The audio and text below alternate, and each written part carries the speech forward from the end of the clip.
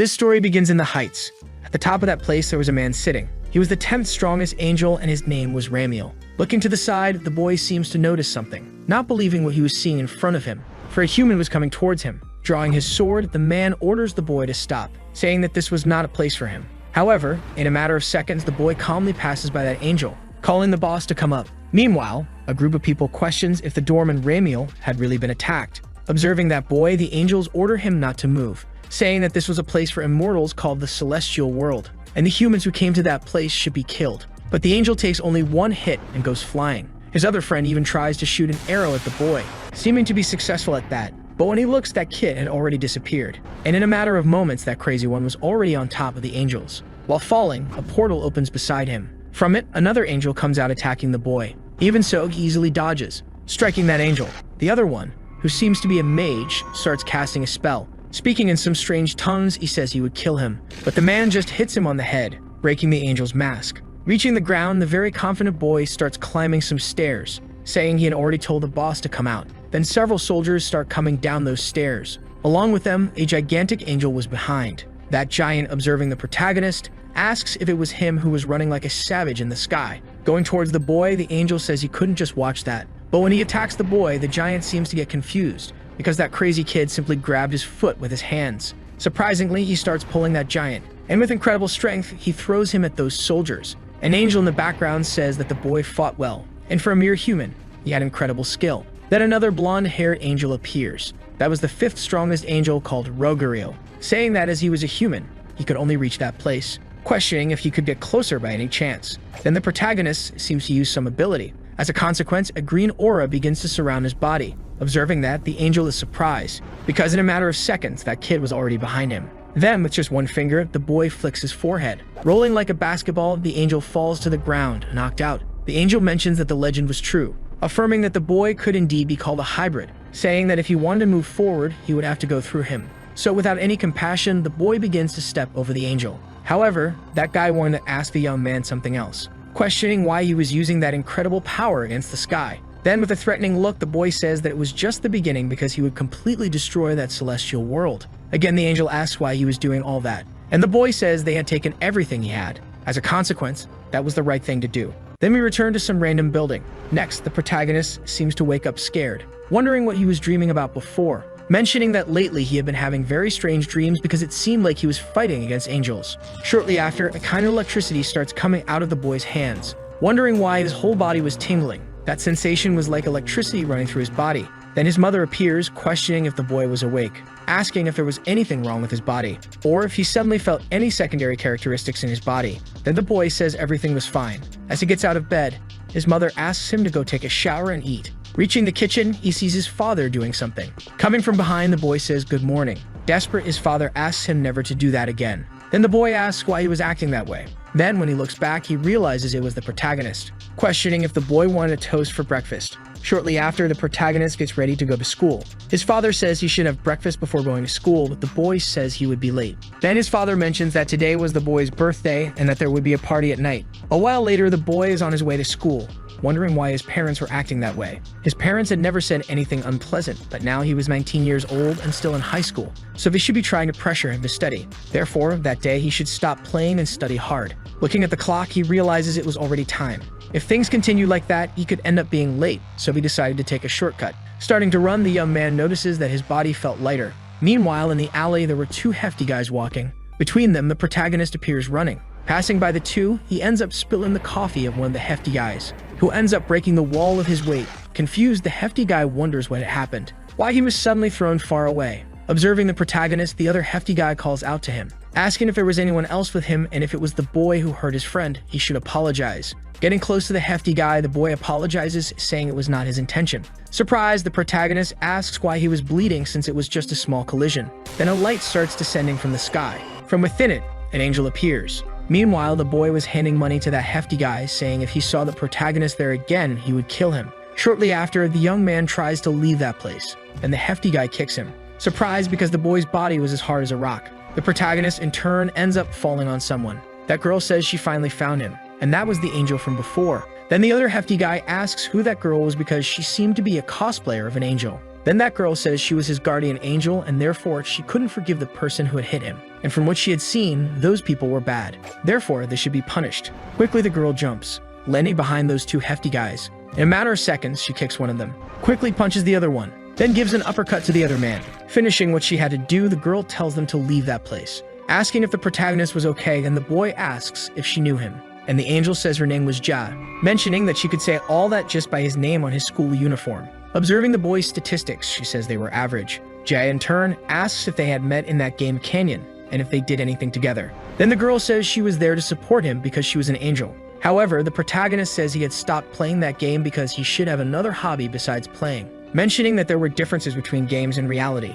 Even so, that girl continues to talk, asking if the boy remembered what had happened in the Celestial Kingdom battle in Valhalla. But Jay says she had to go because she might end up being late. The girl in turn says that the protagonist seemed quite irritated.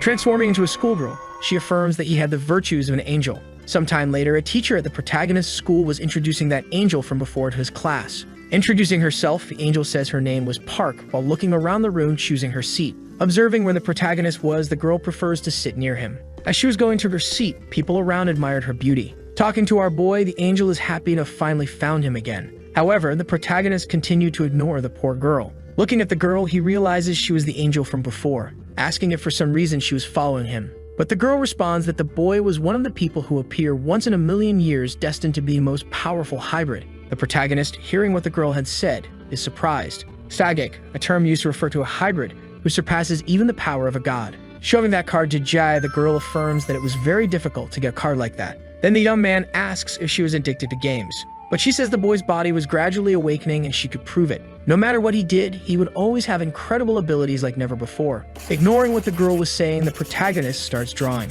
Observing the boy's drawing, the teacher says he should draw seriously when he could. Sometime later, the boy was in a field playing ball. Grabbing the ball, he kicks it incredibly hard, managing to hit the basketball hoop. Surprised by what he had done, then another teacher appears asking how he could play basketball with a soccer ball. Sometime later, inside the classroom, the young man notices several people sleeping after lunch, but he was different and would keep studying. Then his teacher appears saying he was working hard. Questioning why he was studying English in a class about the history of Korea, the boy says that he felt something had changed since before, asking why he felt a lack of something in his abilities. The other girl says it was because his powers were not fully awakened yet. Observing the activity, the protagonist mentions that everything was wrong, and the girl says that even if he were a hybrid, he should gain knowledge on his own. Once the power of a hybrid was properly awakened, the boy could overcome all his obstacles, and thus could become an Abraxas, a being that transcends the gods of the human world, and especially because the protagonist was a hybrid, you could even surpass an Abraxas. And you would definitely become that type of person because the girl had come to that place to help him awaken that power.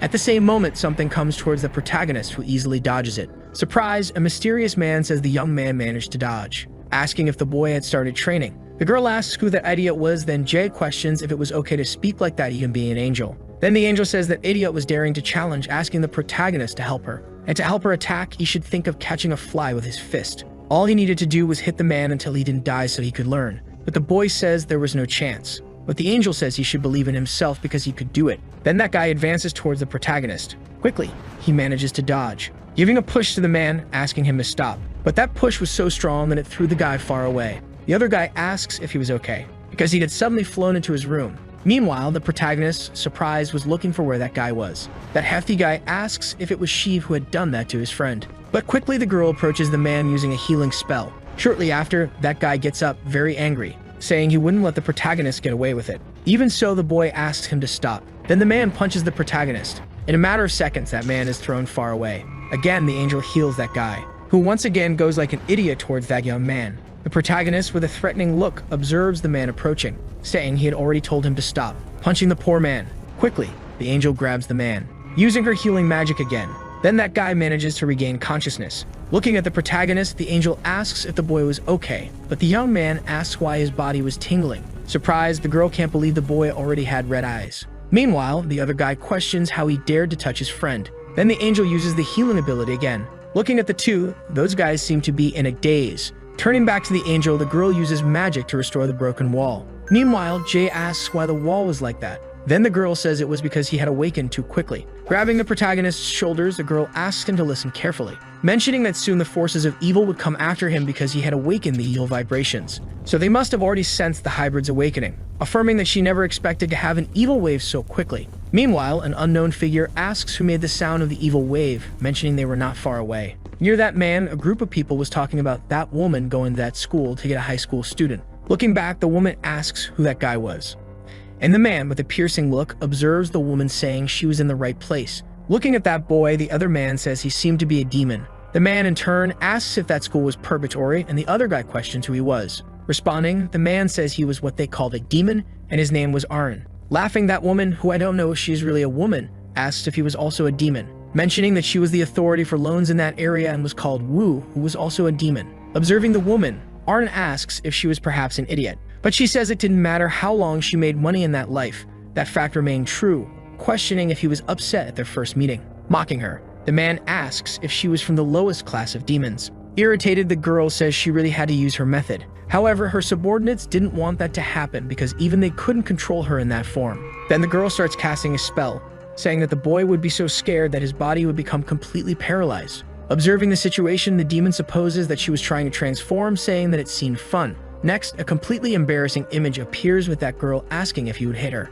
But that was the woman's intention, thinking that anyone who saw her face would want to punch her, and if they touched her even lightly, they would be guilty of assault and have to pay a fee accordingly. Meanwhile, one of her subordinates was acting crazy, wanting to hit her, and the woman thinks she was a demon who sucked people's money through that method, and that no one had ever not hit her after seeing that face, asking if the demon would happen to hit her, and the demon coldly observed the situation. Shortly after, we return to the protagonist who seems to be running from someone. The angel, in turn, asks why he was running like that. And the boy mentions that until yesterday he was an ordinary student, but now a strange game addict appears, and because of her, his life changes completely. But the angel says she was his guardian angel, but the protagonist doesn't seem to care about that. An angel in an ordinary school made no sense at all, and even more so for him to be a hybrid, so he was finding it completely scary. Then the girl says that such quick changes can be difficult for anyone, and that was why she was there to help him. That fate could not be changed. Mentioning that now they were friends, leaving the boy surprised by what he had heard.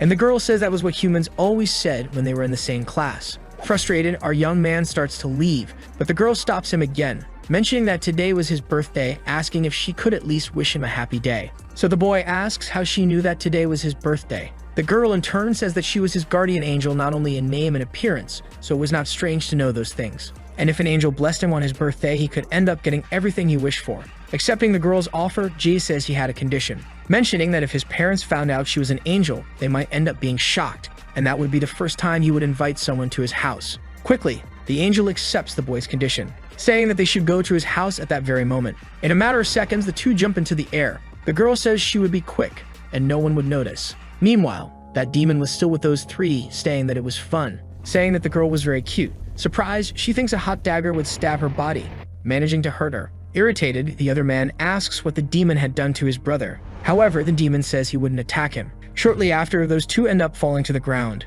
The demon says he hadn't done anything serious to them. Looking up, Aaron sees a lightning bolt crossing the sky. Starting to fly, the man says the angel's bid was exposed, mentioning that hiding tracks on the battlefield was an extremely basic rule. Shortly after, the angel, along with the protagonist, seems to reach their destination. Then Jay asks if he would let people see that ability, but the girl says she was very excited because it had been a long time since she was invited to a birthday party. Opening the door, the boy says again that she shouldn't use her ability inside the house. Entering his house, his father notices that the boy had already returned from school. Shortly after, the angel appears, introducing herself to the protagonist's father. Looking at the girl, the man seems to recognize who she was, asking what she was doing, but the girl just tells him to be quiet. His father, in turn, questions if it was the first time he had brought someone for his birthday, and the boy responds that it was all he wanted. Surprised because his father had bought a cake for his birthday since he usually only gave him regular food. Then the man says that his birthday that year was special. Looking to the side, the protagonist asks who that person was, asking if his father had ordered some food. Then that demon from afar appears, saying that he was planning to transfer to a new school and his friend had told him that today was the protagonist's birthday, so he had come to congratulate him. Then the angel and the protagonist's father seem surprised by the presence of that man. Jay asks if he had come to congratulate him without even knowing his name. But the guy says that in the coming days they would be friends and thus should get to know each other first. Apparently afraid, the boy's father says he would check the oven and therefore should leave with his friends. But the protagonist says he would change clothes and then come back. In a matter of seconds, that angel attacks the demon, saying that the boy was only 19 years old, asking if it wasn't too difficult for him since demons were already after him. But the guy says that was nonsense because 19 was already a very important age. Although that day was his first awakening, he asks if the cause of that was not due to that evil wave that made him exhibit extremely powerful abilities. Shortly after, the protagonist returns to the room. Noticing that part of his house was broken, the boy calls the angel. Then the boy says that if the demon was there to congratulate him, he shouldn't cause trouble, and the man says he would fix everything, transforming that hole in the boy's house into a cage. As the protagonist didn't like that, the demon restores it to how it was. The angel, in turn, says that the young man still had a good heart and therefore shouldn't do anything unpleasant. But the guy says she was thinking of the old ways of demons and that nowadays they didn't force anything, mentioning that he had prepared a birthday present for the protagonist and that it was the most basic thing to do for a birthday boy. Opening the present, the contents of the box were a shining sphere, and the demon asks if the boy wanted to know how he would fare in the future. Accepting the offer, the demon begins to predict his future. Predicting the future, the demon says he would become a terrifying demon or could end up becoming the most merciful angel existing. Approaching the sphere, the boy seems to try to see something. Noticing a reflection in the sphere, the boy says it was very clear. Then the demon seems to use a spell, telling him to look again because his silhouette was stained with a black evil. Shortly after, the angel punches the demon, asking how he dared to use those kinds of tricks to deceive him. The demon in turn mentions that even angels tried to re-inaugurate those who were not yet fully awakened. The girl says that Jay should be on the angel's side and couldn't allow the demons to have such great power as that. But the man says if the girl attacked him again, he wouldn't have mercy. Turning back to the protagonist, the boy tells them to stop that inside his house, asking what they would do if his father saw everything they were doing. At the same moment, the protagonist's mother seems to arrive at the house. Shortly after, the boy's mother arrives. Jad in turn says she was late. Then his mother seems surprised because she apparently knew that demon. Then the woman welcomes the protagonist's friends, and his father says they should start the boy's party. Sitting at the table, an uninteresting aura surrounds the poor boy. Standing up, the protagonist's father says he would light the candle, asking if his wife had any kind of fire. Hearing what the man had said, that demon uses magic, enveloping his hand in flames. Jay, in turn, asks why a student would carry a lighter around. Meanwhile, the angel thinks she should start playing some birthday music, starting to wish the boy a happy birthday. Talking to his wife, the boy's father mentions that it was already the protagonist's 19th birthday, and that was expected because both angels and demons came for his birthday, saying that their son could never discover their identities. Then the boy calls his parents, thanking them for the birthday, not believing it had been 19 years since he was born, saying that now he would make a wish. And the angel asks what he wanted in his future, thinking that the protagonist had all the qualities of an angel, and that was impressive in a world like that. Shortly after, the young man finishes making his wish, saying he would blow out the candles. With just one blow, the candles go flying. Looking at the city, the boy's parents are happy that everything is fine. With a knife, the boy says he would cut the cake. Then the demon asks if they remembered that man on the planet of death. Although he was not a hybrid either, as soon as he woke up, he used a dagger to cut his birthday cake, making a huge scratch on Mars. As a result, all lives on that planet were extinguished and forgotten. Meanwhile, the boy had already cut the cake, handing a piece to his father. Starting to discuss the situation, they mentioned that there was no sign of an awakening, but the first one always starts on the 19th birthday. In this case, they should ask what the boy's wish was because it could be to conquer Earth or even destroy the ecosystem. However, Jay was not that kind of person because it would be more likely to wish for world peace or the extinction of evil. His father, in turn, asks what the boy's wish was, and the boy questions if he really had to say, saying that he had completely understood what was happening, and what he wanted to do was something he had been suppressing until today. Meanwhile, that demon seems to be analyzing some statistics of the protagonist. Continuing to speak, the boy says that part of him wanted to awaken all his abilities to gain total power, and the other wanted something that had been inside him for a long time. Therefore, he should go down a path he had never thought of before. That weak and foolish boy had already come to an end, and from that day on, he would study like never before, getting into a good university and securing a job at Naver. Hearing what the protagonist had said, everyone around seems completely disappointed. At the same moment, the ground begins to tremble. Then his father, along with the angel, seems happy with the boy's choice. Next, that demon shoves the boy's face into the cake, saying that it was just a joke among friends. But his father says that was the first cake he had made, and therefore the demon would have to pay for it. Jayek, in turn, says that the cake was all over his clothes and he would go to the bathroom to clean up. Thinking about the boy's statistics, the demon supposes that he was not yet at the level where he could avoid his attacks, thinking of a way to make him reach an initial awakening. Then the demon seems to have an idea, mentioning that Jayek had not yet manifested demon wings, but the angel says that the boy would awaken with angel wings. Starting to discuss it, they end up making a bet to see which wings the boy would manifest first. That demon asks where that wave of evil had come from, mentioning that an apex hybrid is someone with 2 wings. And it was entirely up to the protagonist which wings he would use, mentioning that an apex hybrid's initial awakening required the power of both good and evil waves. However, the girl says it wouldn't be that way because the boy would awaken with an absolute wave of good. As the two disagree with each other's opinion, they decide to compete to encourage the protagonist to choose their sides. On one side, there was an angel leading him in the right direction, and on the other, there was a demon to envelop the boy in darkness. His mother, in turn, says they had said they only needed to take care of the boy until he turned 19, and his father says they could now return to that place. But both say they couldn't do that. Meanwhile, our boy is still cleaning up in the bathroom, thinking that he had known the truth since the moment he arrived home, affirming that something was sprouting on his back. Sometime later, the boy seems to be getting ready to go to school. Looking to the side, he finds a bag with some money, asking who had put that money there, while the girl seems to be looking for her money, saying that it was the tuition she had saved up, and if she lost it, she would have many problems. Observing the situation, the boy thinks he couldn't help but sympathize when he saw someone in trouble. Handing the bag to the woman, the boy says that it should belong to her. With tears on her face, the girl says that it was indeed her bag, thanking the protagonist. Jadek says it was nothing and he had just done the right thing, and the girl says he was truly an angel. Looking at the bag, she seems to find something strange, asking why there was only 50,000 won, but our boy was already running, thinking he had already received his reward in advance. Arriving at his school, Jake notices that the gate was already closed. Then the protagonist says he had been in such circumstances before, and if he explained to the teachers, they would probably understand his situation. Meanwhile, the other two girls try to convince the teacher to let them in, saying that some problems had occurred while they were on their way to school. Our boy, taking advantage of the situation and the teacher's distraction, ends up jumping over the school wall, passing completely unnoticed by the teacher, thinking he would do whatever it took to avoid losses for himself. However, the teacher notices him, asking what the boy was doing. Then the young man says that there were students eating at the school gate at that exact moment. Irritated, the teacher goes to the school gate, saying they would be punished for that, while the boy slips by unnoticed, wondering if he was a demon.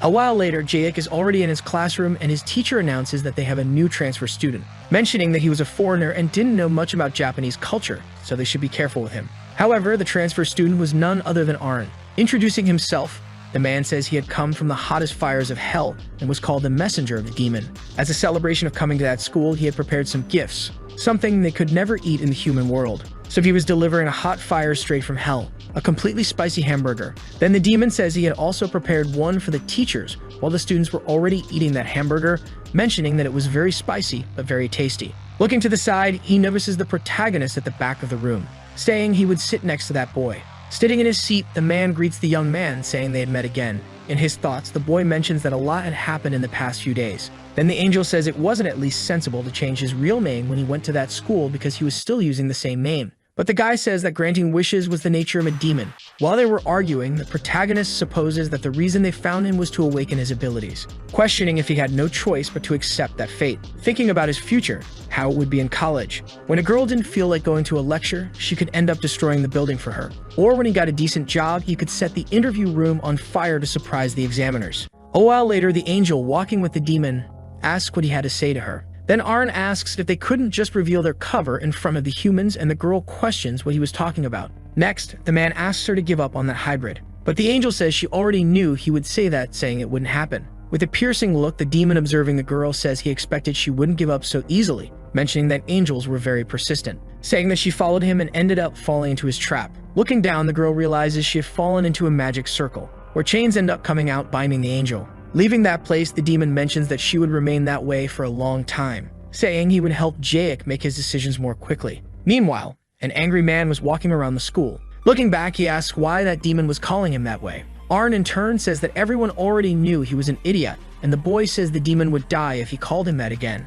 Then the other hefty guy says he was in the mood to eat sushi. Grabbing the boy's shirt collar, the man asks what he was doing, and the hefty guy says he was just hungry. Meanwhile, two girls were looking out the window, observing a tree. Irritated, the young man asks what they were doing. Laughing at the boy, Arn says even the girls were calling him an idiot, but the man says he was popular with the girls. Shortly after, another girl asks if the boy liked flowers. Showing the demon, he mentions that he was indeed popular with the women. Then the girl says those flowers were very beautiful, and she wanted to give them to him. Falling to the ground, the boy says he was very frustrated and embarrassed, saying he couldn't win even if he attacked again. Then the demon extends his hand to the boy, saying that if he wanted, he could have the power necessary for that. Disbelieving, the boy asks if that was really possible, but the demon says there was a condition, which was to make a small deal with him. Then the boy asks if he wanted him to sell his soul, mentioning that he couldn't do that for such a high price. However, Arn says he wasn't interested in that, saying that after receiving his power, the only thing he had to do was use it to execute his revenge. Convinced, the boy says that was definitely possible. Accepting the offer, the demon then transfers a part of his power to the boy. Happy, the boy says he was already feeling his power, saying that now he was the strongest person in the world. But the demon says he wasn't at that level, but was at least the strongest in a local area. Even so, the man says he is no longer an idiot. Meanwhile, the protagonist is on a rooftop thinking about his destiny, and about his paths to awakening his true power. A path that would have an exciting life along with a cool appearance, igniting his passion. That path probably wasn't the one he really had to follow, so it would be different. So at that moment, he would throw away all the chains that bound him. All that remains now is victory, so he will shake that world, rising to face it. For him, his school scores are more important than useless superpowers, and so he would do whatever he could to have an ordinary life. Rejecting his destiny and sealing his power, that was the path he had chosen. At the same instant, that boy from before with a threatening look observes the protagonist, saying that he had finally found him. Then our boy mentions that he had come to that place to get some fresh air, asking how long the guy had studied to get those red eyes. At the same moment, that man punches the protagonist, saying he was treating him like an idiot again. On the rooftop, the demon says his strategy to awaken the protagonist's wings was by stimulating him adequately. Meanwhile, that angel still trapped in the chains observes that trap from the top of the building. Almost being thrown off the building, the protagonist manages to hold on, asking the boy not to do that again because he didn't want to fight with him. But the man says that if it were in elementary or high school, he would be responsible, but he couldn't do that. Because the young man had humiliated him, he would have his revenge. In a matter of seconds, the man advances toward the boy, landing a punch on him. But easily, Jake dodges. The impact of the punch creates an extremely strong gust of wind. Then the protagonist asks them not to do that, thinking he was feeling that itch on his back, supposing the boy wouldn't like it if he said that. Looking at the situation, Arn thinks he wasn't as good as expected. That bright appearance couldn't be his true nature, supposing it was Hanel who planted good seeds in him, so he should try to remove them. Surprised, the boy says that too much power was entering him and he couldn't handle it, saying he couldn't control his body. Then horns start to come out of the boy's head. In a matter of seconds, he advances toward the protagonist, punching him. The young man in turn says that it hurt a little. Grabbing our boy by the collar of his shirt, the guy punches him again, throwing the boy far away, mentioning that it was really amazing. Shortly after, that angel appears, managing to escape from those chains, mentioning that it was expected because Arn was using dirty tricks. Kicking the demon, she says she would recycle the trash. As a consequence of the kick, that thread breaks. The girl, in turn, asks if he trapped her to do that, and the demon says the girl had escaped faster than expected. Then the girl questions if he thought he would stop her with just that level of seal. But the boy says you could see her panting. At the same moment, he disappears, appearing behind the girl, saying she wasn't the same when she was tired. The angel says he could fool her once, but the second time wouldn't happen, throwing the demon far away, mentioning that a demon's tricks are easily revealed on the second attempt. Quickly, Arn creates another magic circle, hitting that angel again.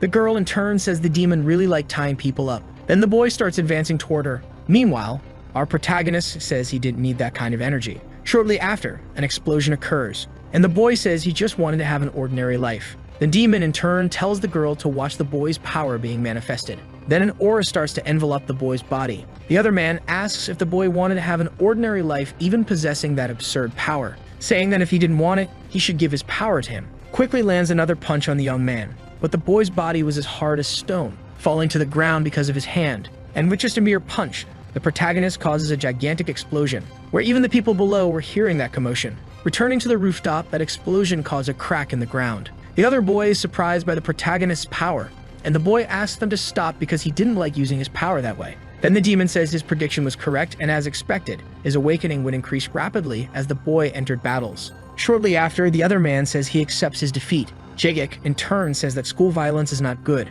Turning his back on the man, the boy says Jagic is really a novice, asking how he dared to turn his back on an opponent in the middle of a battle, landing an attack on the young man's shoulder. However, that attack has no effect. Then the young man asks if he wishes to continue. Then another girl tries to interfere in the situation. Returning to the protagonist, the boy says he has already told them to stop that. Then Jagic says he should do that for people who reject peace, advancing toward the boy. But that angel asks the boy to stop that. About to punch the man, the protagonist asks him to treat it as a lesson. At the same moment, that angel defends the protagonist's attack, saying that it wasn't the young man's fault. Meanwhile, that demon seems to be counting some sort of percentage, which is at 41%. Rapidly increasing, that percentage causes the angel's shield to start breaking, where at the same moment, it ends up cracking. Then the girl grabs the other man, using her abilities to escape that attack. Jagic, in turn, says his peaceful life from that day on will change. Observing the protagonist, the girl thinks the boy was too strong, where even her shield couldn't block his attacks. Again, the boy advances toward the other man,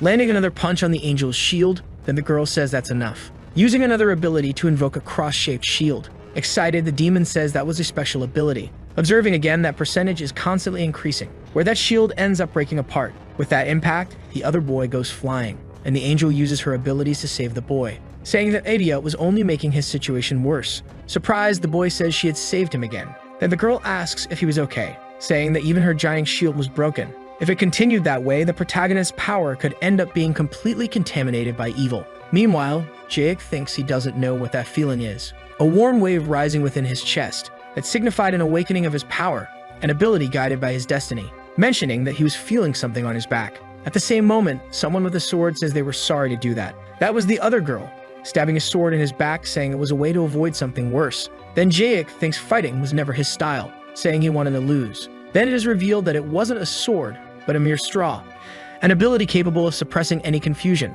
Then the demon calls the girl a coward, but she says she couldn't stand by and watch that.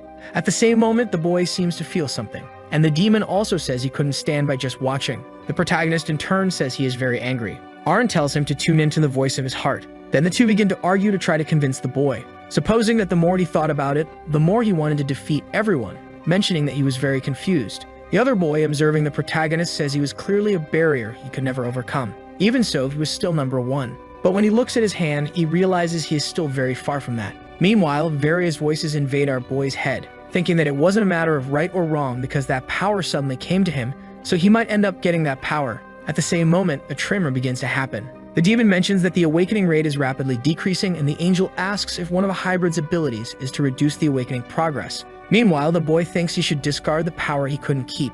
Then the girl says he learned an ability called Legendary Detachment, capable of renouncing his position. Then the protagonist is in front of that man from before, saying he discarded his unnecessary power but gained a new ability. Extending his hand to the young man, he asked if he was okay, saying that instead of fighting, they should study to get into a great university. With tears in his eyes, the boy is surprised that the protagonist really forgave him, apologizing for being that kind of person, and now they would be friends. Surprised, the angel says she is relieved it didn't end worse. The other demon says he didn't expect the protagonist to give up his power. The girl thinks she didn't expect so much confusion, but it was remarkable that the boy had positive power, mentioning that he really had the characteristics of an angel. Meanwhile, the protagonist is saying goodbye to the other boy on a bus. A while later, the boy returns home, saying that today he was very happy, thanking them for everything they had done for him until now, and that he would strive to live well from now on. His father, in turn, is happy about that, but his mother seems disheartened, saying that it hadn't worked, saying there was no other choice but to act, mentioning that it had been a long time since she had removed that and didn't want to bring it back again.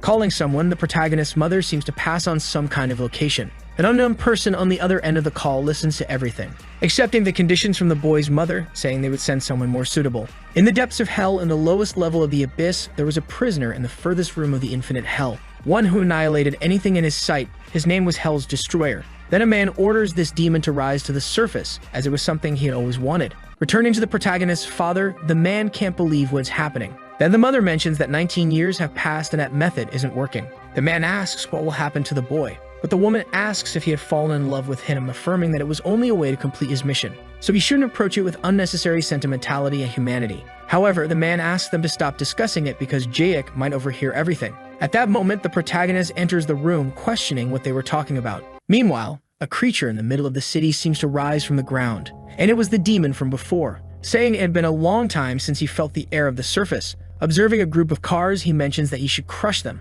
causing much chaos. However, a voice tells him that he has a mission to complete, and that if he fulfills that condition, he can cause as much destruction as he wants. Accepting the offer, the demon says he would start with that boy who would become an apex hybrid. At that moment, a car stands in front of the demon, asking him to move. But at the same moment, that monster grabs his sword, hitting that car squarely, causing a huge explosion in the city. Returning to the protagonist, the boy questions if he is really not their son. Then his mother says he must have misheard because they were discussing a drama they had seen before. Kneeling, his father says he is indeed correct. His mother, observing the situation, remains silent, completely shaken. Jaek asks if he isn't her son either. And again, the woman remains silent. Taking off his glasses, the protagonist, apparently irritated, asks who he really is and how he was actually born. Crossing her arms, a woman begins to tell the story, mentioning that a long time ago, there was a great war between heaven and hell. Originally, angels and demons were groups that could never reconcile. That war had continued for a millennium, eventually losing its purpose and turning into a meaningless fight with countless deaths. With that, angels and demons ended up exhausted from it all and finally developed a solution to end the war, choosing representatives from each side to participate in an individual duel to decide the war's outcome. agreeing to accept the result without any further fighting. The protagonist, in turn, asks if that isn't a lot and if she could summarize that story, questioning what it had to do with his birth. Continuing the story, the woman says that the chosen representatives for the angels were a man named Seraphim and for the demons, a boy named Baal. That was the renewed duel of Valhalla. His father, starting to speak, says that Seraphim was his friend, questioning how she dared mention the archangel's name. But his son tells him not to interrupt the story. Supposedly in the past, a demon questions Seraphim if that was the first time they were facing each other. Then the angel says he would purify that filthy mouth with the power of his light. Thus that battle began, putting the pride of both sides on the line. That war continued persistently, with no one showing signs of being about to be defeated. It simply seemed endless, because they were completely evenly matched. However, at one moment, something unthinkable happened. Something no one had foreseen. Because the emotion of love and passion had arisen, where the two ended up falling in love. Even the angels and demons watching the battle noticed, because simply a demon and an angel were apparently being drawn to each other. Then the emotion of love and passion continued. They even wondered if it was true, because simply a demon and an angel were apparently being drawn to each other. Despite everyone's disapproval, they couldn't stop their intense passion, where they ended up kissing. Observing that situation, the two clans become completely irritated, questioning what it was that they were really seeing in front of them. Returning to the present, his father asks until when he would tell that story, because the protagonist was just a minor, and so they should wait until he was an adult to tell that. Returning to tell the story, an unexpected ending ended up happening, because a baby half demon and half angel ended up being born, and that was the birth of the protagonist. However, his father asked to keep listening because there was still more to that story. Returning to that woman from before, he asks what was happening in that neighborhood, saying that she should be more interested in development than in loans. Looking to the side, that demon was in front of them, ordering the group to get out of his way. However, that woman didn't seem to like it at all, questioning herself, did she think the girl would do that? Then those two fat guys appear, asking the demon to leave, asking if the man didn't know who that woman was, mentioning that he seemed to be new to that place, so he should teach her a good lesson. However, at the same moment, a gust of wind happens between the woman. In a matter of seconds, those two men were massacred. With a threatening look, that demon watched the woman, ordering her not to get in his way. At the same moment, the girl advances on the demon, asking if it was okay to be by his side, and the demon says that it was okay. Then the demon asks how to get to the apartments, and the woman says that she could get there by going around that alley. However, the demon didn't want to know about that, and with just one blow destroys part of the building, saying that if there wasn't a road he would build one because that was the path of the strong. The girl in turn thinks that it was the first time she had seen such great strength. Annoying, the demon says that he had already told her not to get in front of him. But kneeling down, the girl says that she would be her guide, asking if it was okay to be below him.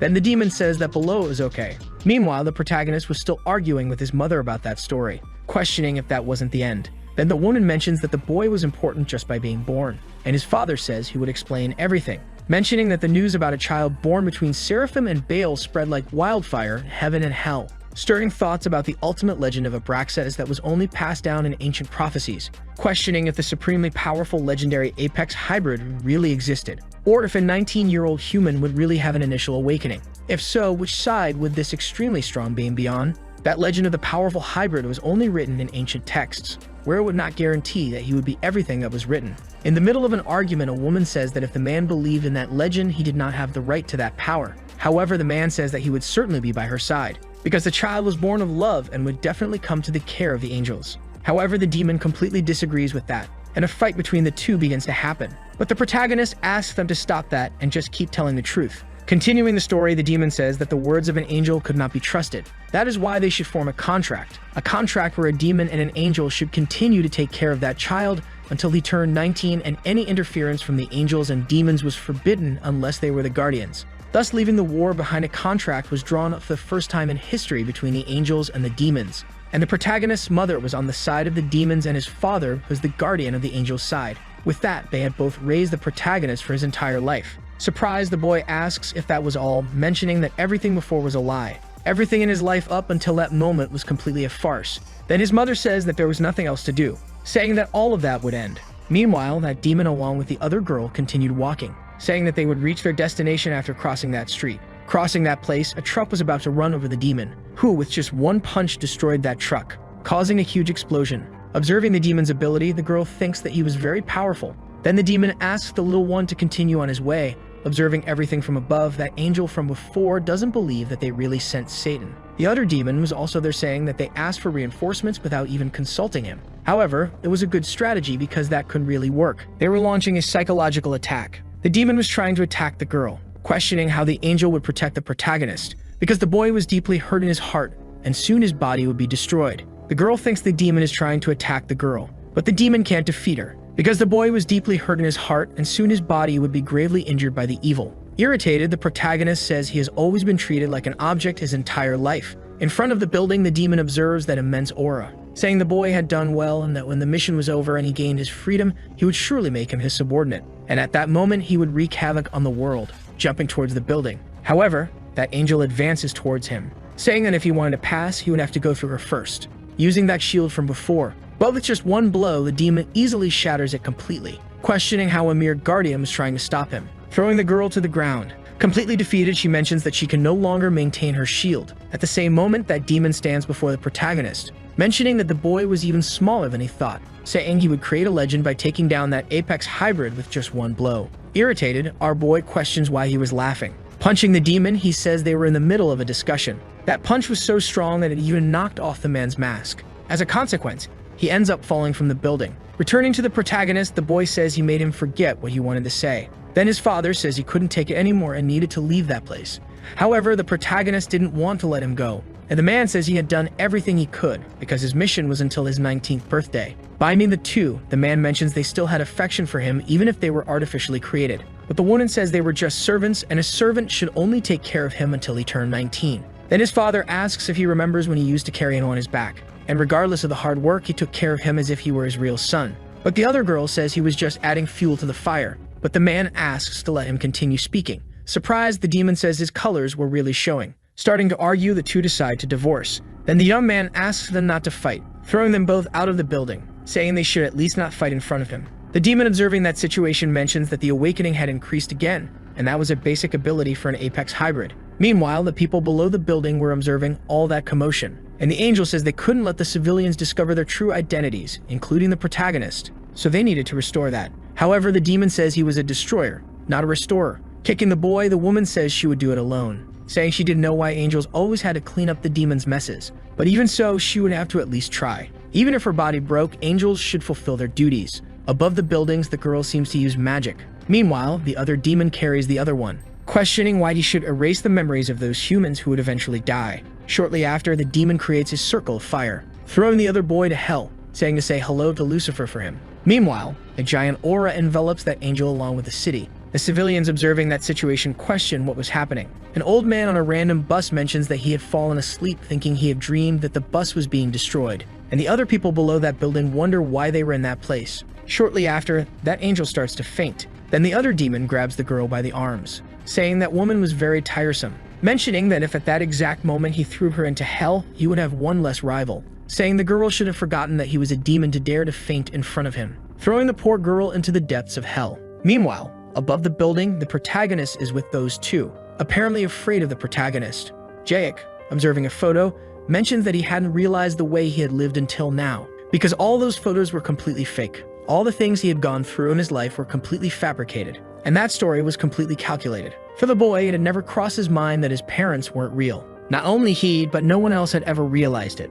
So that meant the two had raised him very well. Then he takes both of their hands, thanking them for taking good care of the boy. And the fact that they had raised him so well until now without anyone noticing meant it was truly worthwhile. Therefore, they should continue being his mother and father. The two begin to argue, saying that it couldn't be done because they were hired servants and were simply doing their job. Shortly after, the protagonist starts to squeeze their hands, mentioning that from now on the two would stay there, continuing to be his parents as they always were, because he did not want to be separated from his family. Meanwhile, somewhere in the depths of hell, a demon says it is now his turn to go. Thus, he would begin his attack. Meanwhile, still in hell, a man analyzes a compass, saying that when it turns red, his role as an angel will end. A while later, a demon contacts that man, saying there was a group of 5,000 mobs attacking in hell, so he should return. But the man says it is now 10,000 mobs, saying he is different from angels and will only move if there is some profit. And if he falls into disgrace, he should be in good condition because once he becomes a demon, even if he falls, there would be no other place to go lower, saying he would contact him when he falls again.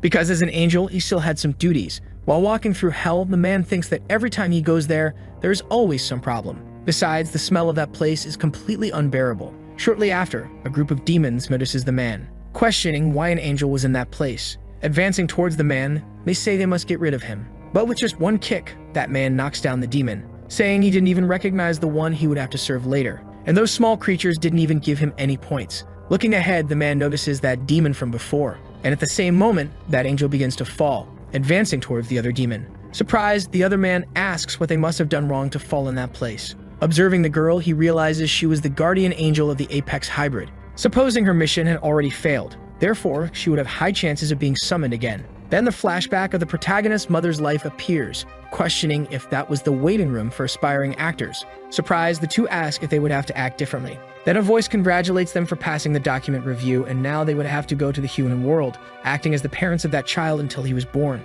However, the two seem to disagree with that because it was completely ridiculous. But that voice tells them to listen carefully because they would have to act until the boy turned 19. And depending on their acting skills, it would even get additional points, putting them ahead of other demons. Motivated, the two say they would do it. Returning to the present, the two were telling that story to the protagonist, saying it was very pleasant to have a meal together with their family. Standing up, the man asks if the boy wasn't thirsty and says he would get some water. At the same moment, Jayak throws a chair at his father, and the young man says he wasn't thirsty at all, telling his mother that the food was very good, asking her to make it again later. Mentioning that he had cleaned his room before, asking her to scold him, saying that whoever makes a mess should clean it up. Then the woman, not excited at all, says the boy could make a mess as much as he wanted. Staring at his mother, the protagonist is not pleased, saying he wanted to keep a happy family, so they should cooperate. A while later, the protagonist's mother is washing the dishes, saying that the demon's plans had failed and the boy had even managed to defeat Satan with just one blow. However, the man asks her not to worry because he had asked for help directly from heaven.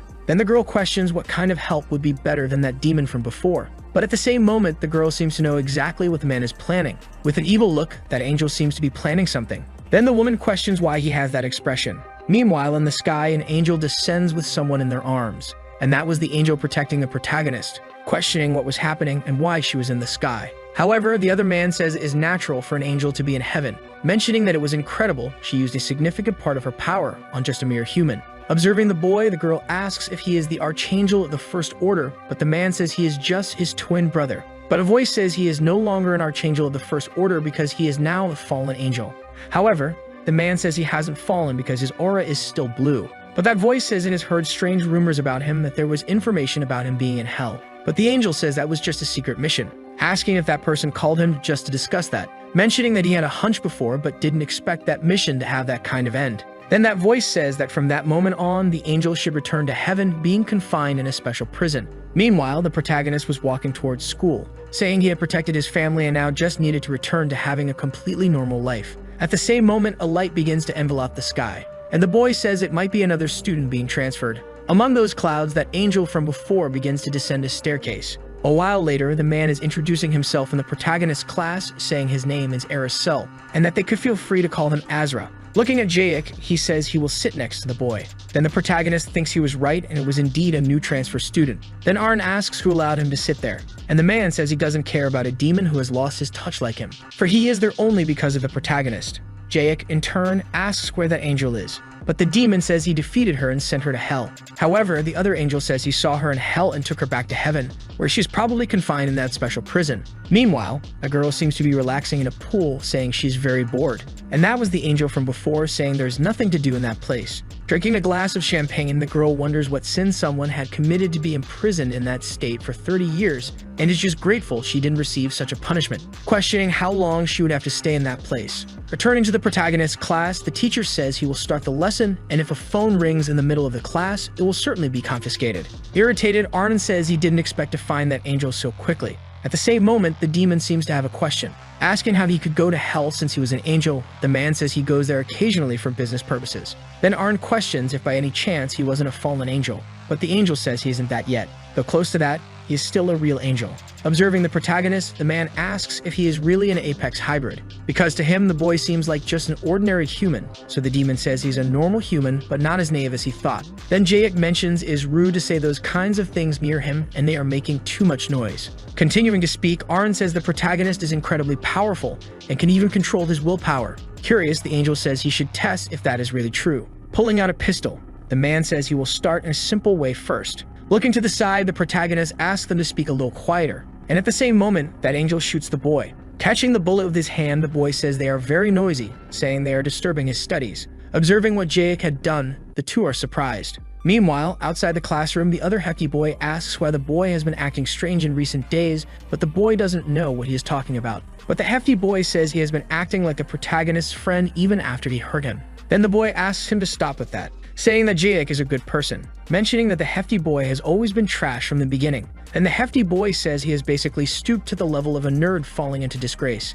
and now he is acting like an idiot. At the same moment, that angel from before appears, asking why he is talking about demons and starting a fight with the boy. Then the other boy asks if he did something to harm him by being friends with Jaek. Then Arn appears, saying the man couldn't interfere in those kinds of disputes, because those guys had started that school building mutual respect and loyalty. However, the hefty boy says that the other boy tormented others since middle school but now is acting like an idiot. Shortly after, the other angel says that resolving disputes between humans was exactly his specialty, saying that he was an angel who listened to human problems and normally wouldn't get involved, but asks if they would like a forbidden solution, mentioning that maintaining the status of a champion could compromise friendship and that it must have caused many problems. And having been through similar situations, he knew exactly what that was because being the top dog after being removed must have led to many concerns. To find that cause, he thought a lot about it. So far, he had been thinking of ways to balance friendship along with his champion status. Then the demon starts arguing with the angel, saying they shouldn't meddle in human affairs. Then the angel says that normally what he had done would be considered manipulation, so he should send a message of support to his friend,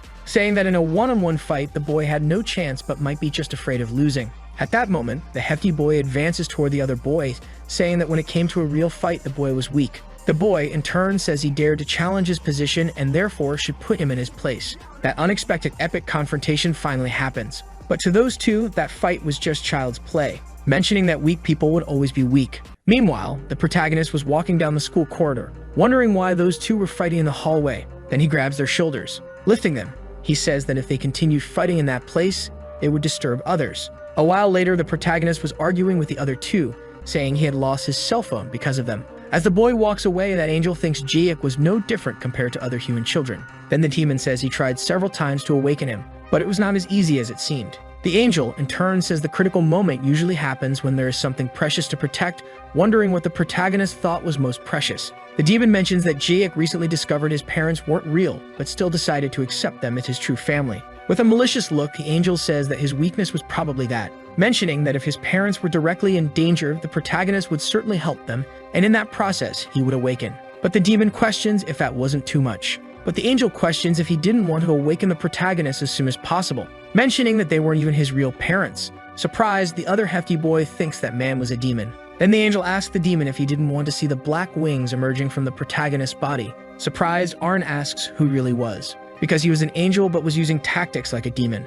But the man says he was right and an angel should never do that, mentioning that his meter could end up turning red, so he would give all the credit to Arn. But the demon asks if he wasn't just trying to hand over all the work to him. Meanwhile, the protagonist was walking towards his house, mentioning that his hard work was being rewarded, thinking that another weird guy had been transferred again, but that wasn't a problem, because now he had a family that cared, so he would do his best to protect them from now on. At that moment, a person asked the boy for help, questioning where the nearest bus stop was. Pointing in the direction, the boy says they just needed to go that way. In a matter of seconds, that unknown person throws a punch at the boy, who easily dodges. With just one punch, he hits the man. Surprised because with just one hit, he ended up exploding. Observing his dead companion, the other man removes his helmet, throwing it towards the young man. Dodging that helmet, the boy questions if that wasn't rude for their first meeting, asking why he was so weak. Then the man's face is revealed, showing that he was just a monster, questioning why the boy was so strong. And the protagonist thinks he was just a typical low-level monster. Afraid, the monster says the boy was much stronger than he thought, so he would make a strategic retreat.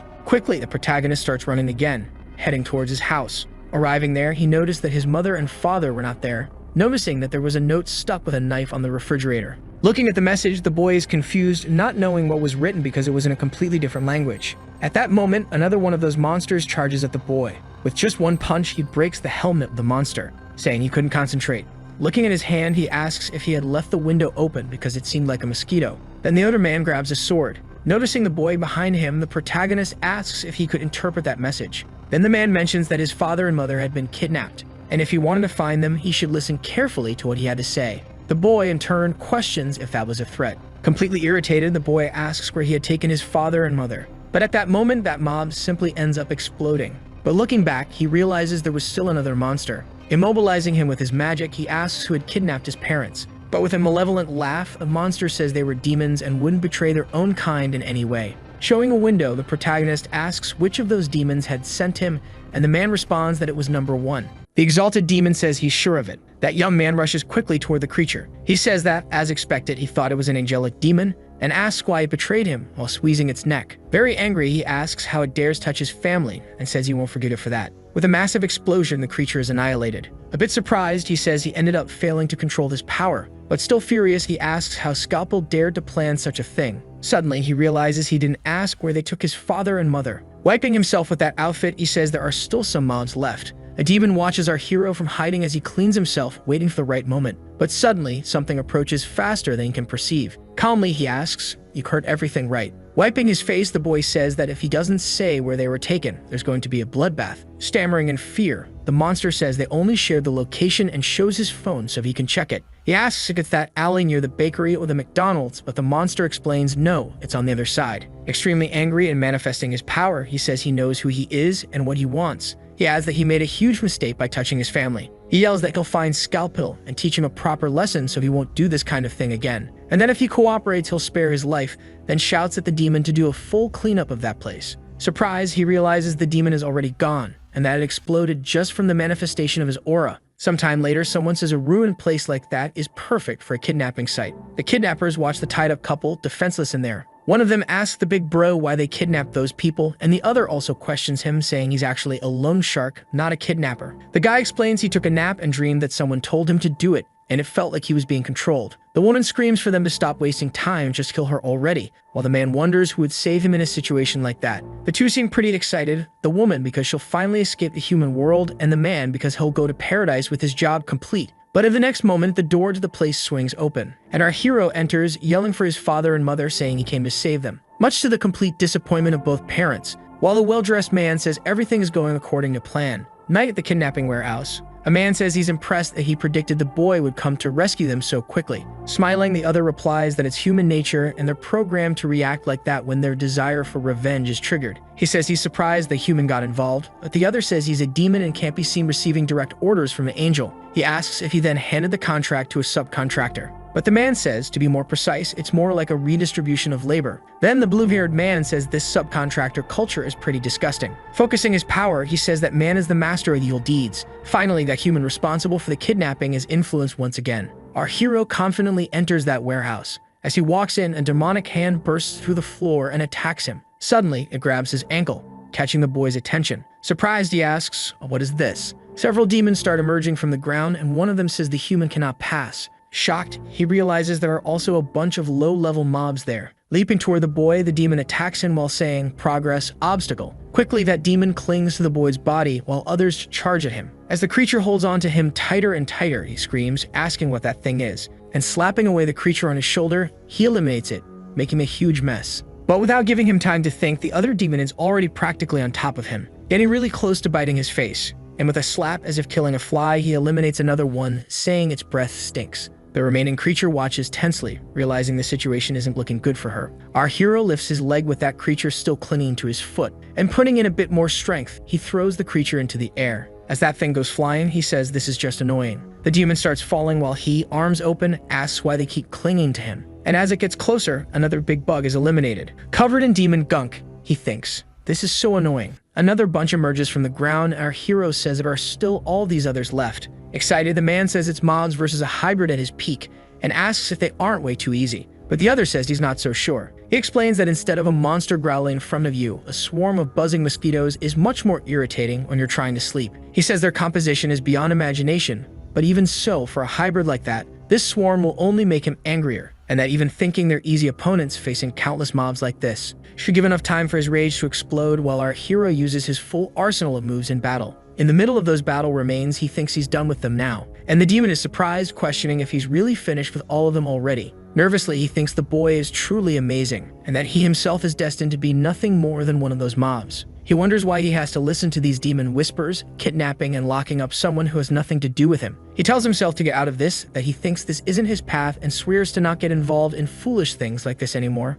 Using his power, the demon says just a bit more of demon puppet as the man's affected again. The demonic energy takes over him once again. Out of nowhere, he starts laughing, saying he'll let all of them get a taste of hell. Our hero's parents remain tied up and screaming. The kidnapper, laughing, says that if things keep going like this, his parents are going to be in real trouble, getting squeezed tighter and tighter. The brothers suggest he not go that far since the boy looks really angry and ask why he insists on continuing to provoke him. And if he's an evil person, imagine a dude laughing and saying they'll steal his car. He adds even more stuff and worsens it with a dude saying they'll kidnap his cat too, creating a scene begging for even harsher punishment. Our hero, in a fury, says he won't forgive him no matter what. His parents scream desperately for him not to come. One of the brothers says he became such a bad villain that beating him to the end won't be enough, while the other says he went too far. The man laughs, saying this is the true proof of a demon, while thinking to himself asking for help because he can't come back to his senses due to the demonic influence. Determined, the boy says he will definitely save his parents. The parents, desperate, say, please don't come, we don't want to be saved, just let us die and block the clock. That demon asks the other if that was his last card, but he replies that the rage will explode and trigger another awakening. He insists it would be more efficient if a monster attacked the parents by strangling them, letting out a little cough. Sarcastically, the guy asks if he's some kind of genius and how he can even suggest that kind of plan. He says he'd make Satan ashamed and asks where he even gets these demonic ideas, and the other man says not to say that. Very enthusiastically, he says that in this last case, he'll summon the ultimate man-eating monster called Tremos, and the other asks if it's another subcontract. Suddenly, from that concrete, a huge worm demon full of teeth emerges. It goes straight toward our hero's parents. The couple gets super excited and says that thing's their bus home. They explain that if they slide into that tunnel-shaped mouth, they'll end up straight in hell. And the father says he'll have the inconvenience of going through hell before finally getting out, while the mother says it's just a bus stop. But suddenly, our furious hero charges at the creature. His parents remain desperate, screaming for him not to come save them. But our hero doesn't seem to hear them and keeps advancing. His parents try to scream, begging him, pleading for him not to go. He makes a huge leap toward the creature, but out of nowhere, he ends up being swallowed by the massive worm, leaving both his father and mother a little surprised. Something strange starts happening with that demon worm. Suddenly, it begins to tremble and swell a bit. Those two demons above are watching, and one of them says, how disgusting. Suddenly, that giant worm lunges at our hero's mother, but it seems like there's something else inside that mouth full of teeth. Holding the demon's mouth from the inside, the boy says the smell of that saliva. Holding the creature with its mouth wide open, our hero says, Dad, Mom, the work shift is over. The two demons controlling the scene are surprised, asking what he just said. Heaven's special paradise prison. A bald waiter approaches serving a special salad, describing the ingredients, but the woman says she didn't order anything. Nervously, she asks if she can stop eating, but the waiter says that's not an option. As the sun reflects off his bald head, blinding the woman, the man insists that she is in a state of intense happiness, so stopping's out of the question. The woman reacts to the glare from his bald head. Wow, that shine. Still shielding herself from the sun, she begins to think that if she stays there, she won't protect Jake and will gain a lot of weight. The girl pulls a strand of her own hair. The bald man is turning to leave and continue his duties when the woman shouts, calling him back. She then alerts him that there's a hair in the food. The man asks, incredulous, what? He gathers with the other shiny bald waiters, questioning the presence of a hair and trying to find out whose it is, and one of them claims that it's impossible. The girl looks at her obstacle to freedom and says, the barrier. She activates a power in her hand, and asking God for forgiveness, transforms it into an energy blade. She then attacks the barrier, managing to create an opening. She then reveals her angelic wings. As she flies away, the woman says she knows escaping is considered a sinful act, but it's necessary for a greater good. Meanwhile, back at the kidnapping warehouse, his mother asks what he means by that, while the father asks if he's hearing it right. Then he explains that it's time for them to stop living that life and return. Our hero says it seems this dangerous situation only came about because of him, and keeping his parents there any longer would be pure selfishness. He thanks them for being there for the past 19 years and says the best way to repay them is by setting them free. Smiling, he says, thank you for being my parents all this time. The two are moved and tear up. Holding the creature, he yells for them to simply disappear from his sight and pleads for them to please go back. The demon says he's a very caring son, and the other one says it's impressive, suggesting a painless end for the parents. Pointing the way, our hero says it's time to go home, to slide down, and they'll reach the afterlife quickly. While holding those ropes, the controlled man thinks about what he did to this peaceful family, and that, if he can escape the demonic whisper, he'll vow to live a life of repentance, while saying they'll never escape. The boy's mother becomes thoughtful, and looking at her husband says she's already made her decision, while the man says he has too. Shouting, the father says Jake is the son of his heart, and that he'll work overtime forever, then corrects himself, saying no, that he'll live with him forever. The mother says that if it's okay to have a mother like her, she also wants to keep being his mom. Our hero is surprised and says it sounds like they're going to remain his parents, and excited, he imagines both his parents well. While the puppet thinks that's also full of love, he says this is just a show, that in the end, they're all just strangers. Turning back to the situation, he says, so now, With a simple movement, he breaks the creature's teeth, saying now is the time for payback. With a jump, he escapes from the creature's mouth. Then, in the next moment, lands on the ground unharmed. Asking how it dares, he gets ready to strike. Landing a direct hit on the creature, he asks how it dares try to turn his family into prey. The massive impact hits the creature, slamming it against the wall, while it thinks he said it was supposed to eat them. Still not satisfied, our hero charges at the creature's strike again. With another powerful strike, he says the creature nearly pushed them to the brink of disaster. As it's being beaten, the creature thinks that he was the one who told his parents to end their shift. Punching the demon non-stop, our hero calls it a sea cucumber piece of crap and a miserable sea anemone. Impressed, one of the demons wonders just how strong this boy is, while the other says he warned it would be tough with just Tremos. The creature takes its final breath and collapses on the ground next to Jayek. Then he says to never again underestimate his family, while his parents say that's right, he should keep it up. But it seems the job wasn't finished and Jayek looks back, seeing that controlled human holding the ropes that tie up his parents. He laughs, asking if he thinks he's scared just because he turned that guy into a punching bag while crying for help and thinking he doesn't want to die. Our hero says the mind behind this kidnapping must face the consequences of these evil deeds. Nervously, the two guys say that in the end, it was the brother who carried out the kidnapping, and that's a clear and unforgivable fact. That man smiles and cries with an evil expression on his face, but suddenly, he manages to say that now he truly regrets it. That poor guy says he'll stop doing bad things from now on. The demon tells him not to be afraid, that he'll transfer a massive power into him, and that he should fight the boy. He adds that with Scalpel's power combined with his own, he'll surely be able to take him on. The man screams that it's too much power, and that he can feel all that enormous energy he can't handle. But suddenly, he realizes something, then says, no wait, I have to stop, my gauge is almost in the red, that was way too close. As our hero charges forward, that demon-controlled man appears in front of him. He looks very different now and energy flows through his arm. His appearance is also quite demonic. Enjoying the moment, he says he's never felt power like this before and asks if that was the power that annoying guy had. He continues, saying so this is what it feels like to be strong, but our hero says the signal is distorted, and he shouts for the man to face the consequences of his sins, staring at him with fear. He launches an attack at him, but the man simply dodges and says, all right, let's go. Still dodging, he says the hero's not a big deal. And as he asks where he thought he was going, he gets hit with a powerful punch in the stomach. Knocked to the ground, he says it's manageable, but it hurts. That demon appears and asks, hello friend, would you like to hear what I have to say? He says he actually found his door open, so he came in, and now he's closing it to prevent any theft. Our hero looks at him and says it's fine, thanking him. Excited, he says doing a good deed has tilted the gauge back toward blue. Then swiftly he heads over to the poor guy lying on the ground. And as he uses his energy, he says that now that he has some wiggle room, he can recharge him. Getting up, the man says he feels twice as strong and that now it might be worth trying. Facing our hero, he says he'll now give him a taste of his own medicine, and throws a powerful punch that even lifts Jackie slightly off the ground. Satisfied with the result, he says he landed it, while our hero seems to have been slightly hurt by the blow. His mother asks when they'll be released because she's hungry, and his father says he's starving. Jackie doesn't understand why he's only seeing after images of his opponent and is also having trouble judging distance. The man says that honestly he's weak, and that no matter if they call him the hybrid at his peak, that title should be removed. Our hero says it seems like he feels no guilt for anything he's done. Filled with rage, he prepares to strike the man while saying, and for those who reject repentance. He adds that historically, this has been the remedy, while the man says if that's the remedy, he can bring it on because he'll be fully drugged.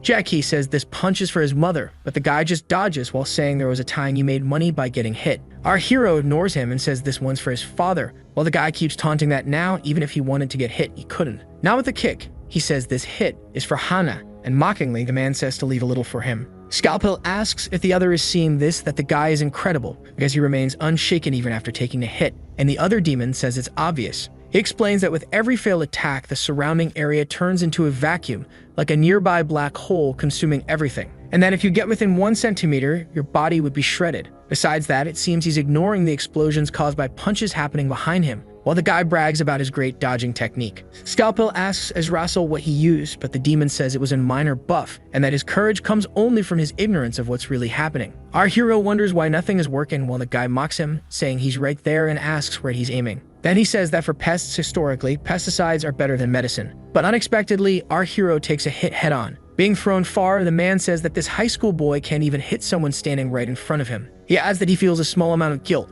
about a gram, for having to use his intense power against him. The man thinks it seems like the kid is hiding a stronger power, that this is his chance to run away, since mobs like him usually get crushed. One of the brothers questions if he's possessed, but the other replies that he believes everything he's endured until now was him holding back for this moment. Our hero wonders why he suddenly can't land even a single punch on his opponent, if it's because he became so fast. That man thinks, that's right, I'll leave my weak self behind for a while and be reborn as a super killing machine. And now that he's become a bloodthirsty super killer, the reincarnation of the Relentless has returned. Super excited, he says he's transformed and he's not the old Oshi anymore. The two brothers thank him for still having that unlucky face, saying this is the Ushi they know and that he never loses that vibe. Annoyed, Jackie says he'll never let a guy as unlucky as him get away. And suddenly, saying he saw an opening, he fires an energy beam at his enemy. The man, incredulous, says he can't aim properly even when he's standing still and asks if that isn't kind of pathetic. With a chunk of hair missing, the guy says it feels like something just passed by him. Meanwhile, the couple wonders what's going on and if there's really any chance Jackie is struggling against an amateur like that. The father says something feels off, while the mother asks when they'll be rescued. That guy says that radiating from his strong psyche and incredible courage, he'll show his new move. And preparing to strike, he says this is his new ultimate technique. Charging at our hero, he shouts that he's coming. But in a clumsy move, the man trips over a rock and says, "Oh sir, you stepped on my foot."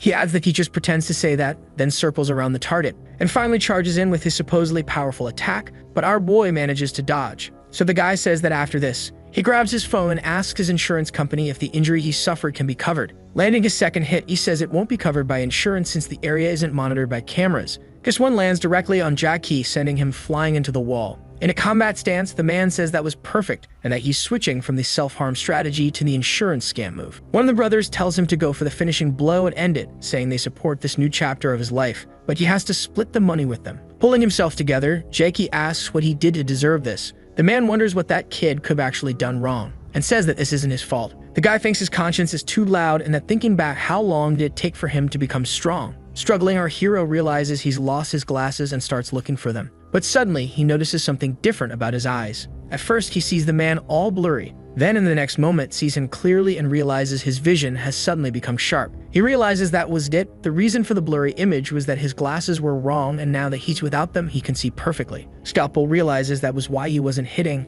His awakening happened and improved his eyesight, and asked if now his body will surpass human limits. As Russell says that if this continues, a full awakening will only be a matter of time and things are getting tight. The man asks if it was because of the glasses and if he really thinks he can land a hit now, saying those who can't fight always blame their tools. He remembers playing arcade games and blaming the controls for losing, or when he lost to someone playing on a computer, saying if he had brought his own peripherals from home, he wouldn't have died. Annoyed, the guy says those are just excuses and that he's done it plenty of times himself, so he knows. Getting ready, he says he's going to finish the kid off with a special punch from the insurance fraud strike. Impressed, our hero says he can see his opponent now, that he can see everything clearly, and that the enemy's weakness is vitamin deficiency, low intelligence, left-handed, weak heart, weak lower limbs. In other words, the guy's totally busted. The guy yells and charges at our hero, delivering a powerful punch. But this time was different, and our hero easily blocks it with his hand. Without any effort, he stops the poor guy's attack, and without showing any emotion, he tells the man to stop. With his eyes glowing, he says he's going to die. Nervously, the man thinks he hasn't even been hit yet, but he can already feel the winds of hell just by the idea of being struck by this kid. He shouts that now that he's become strong, he can't resist attacking him. It's like gravity,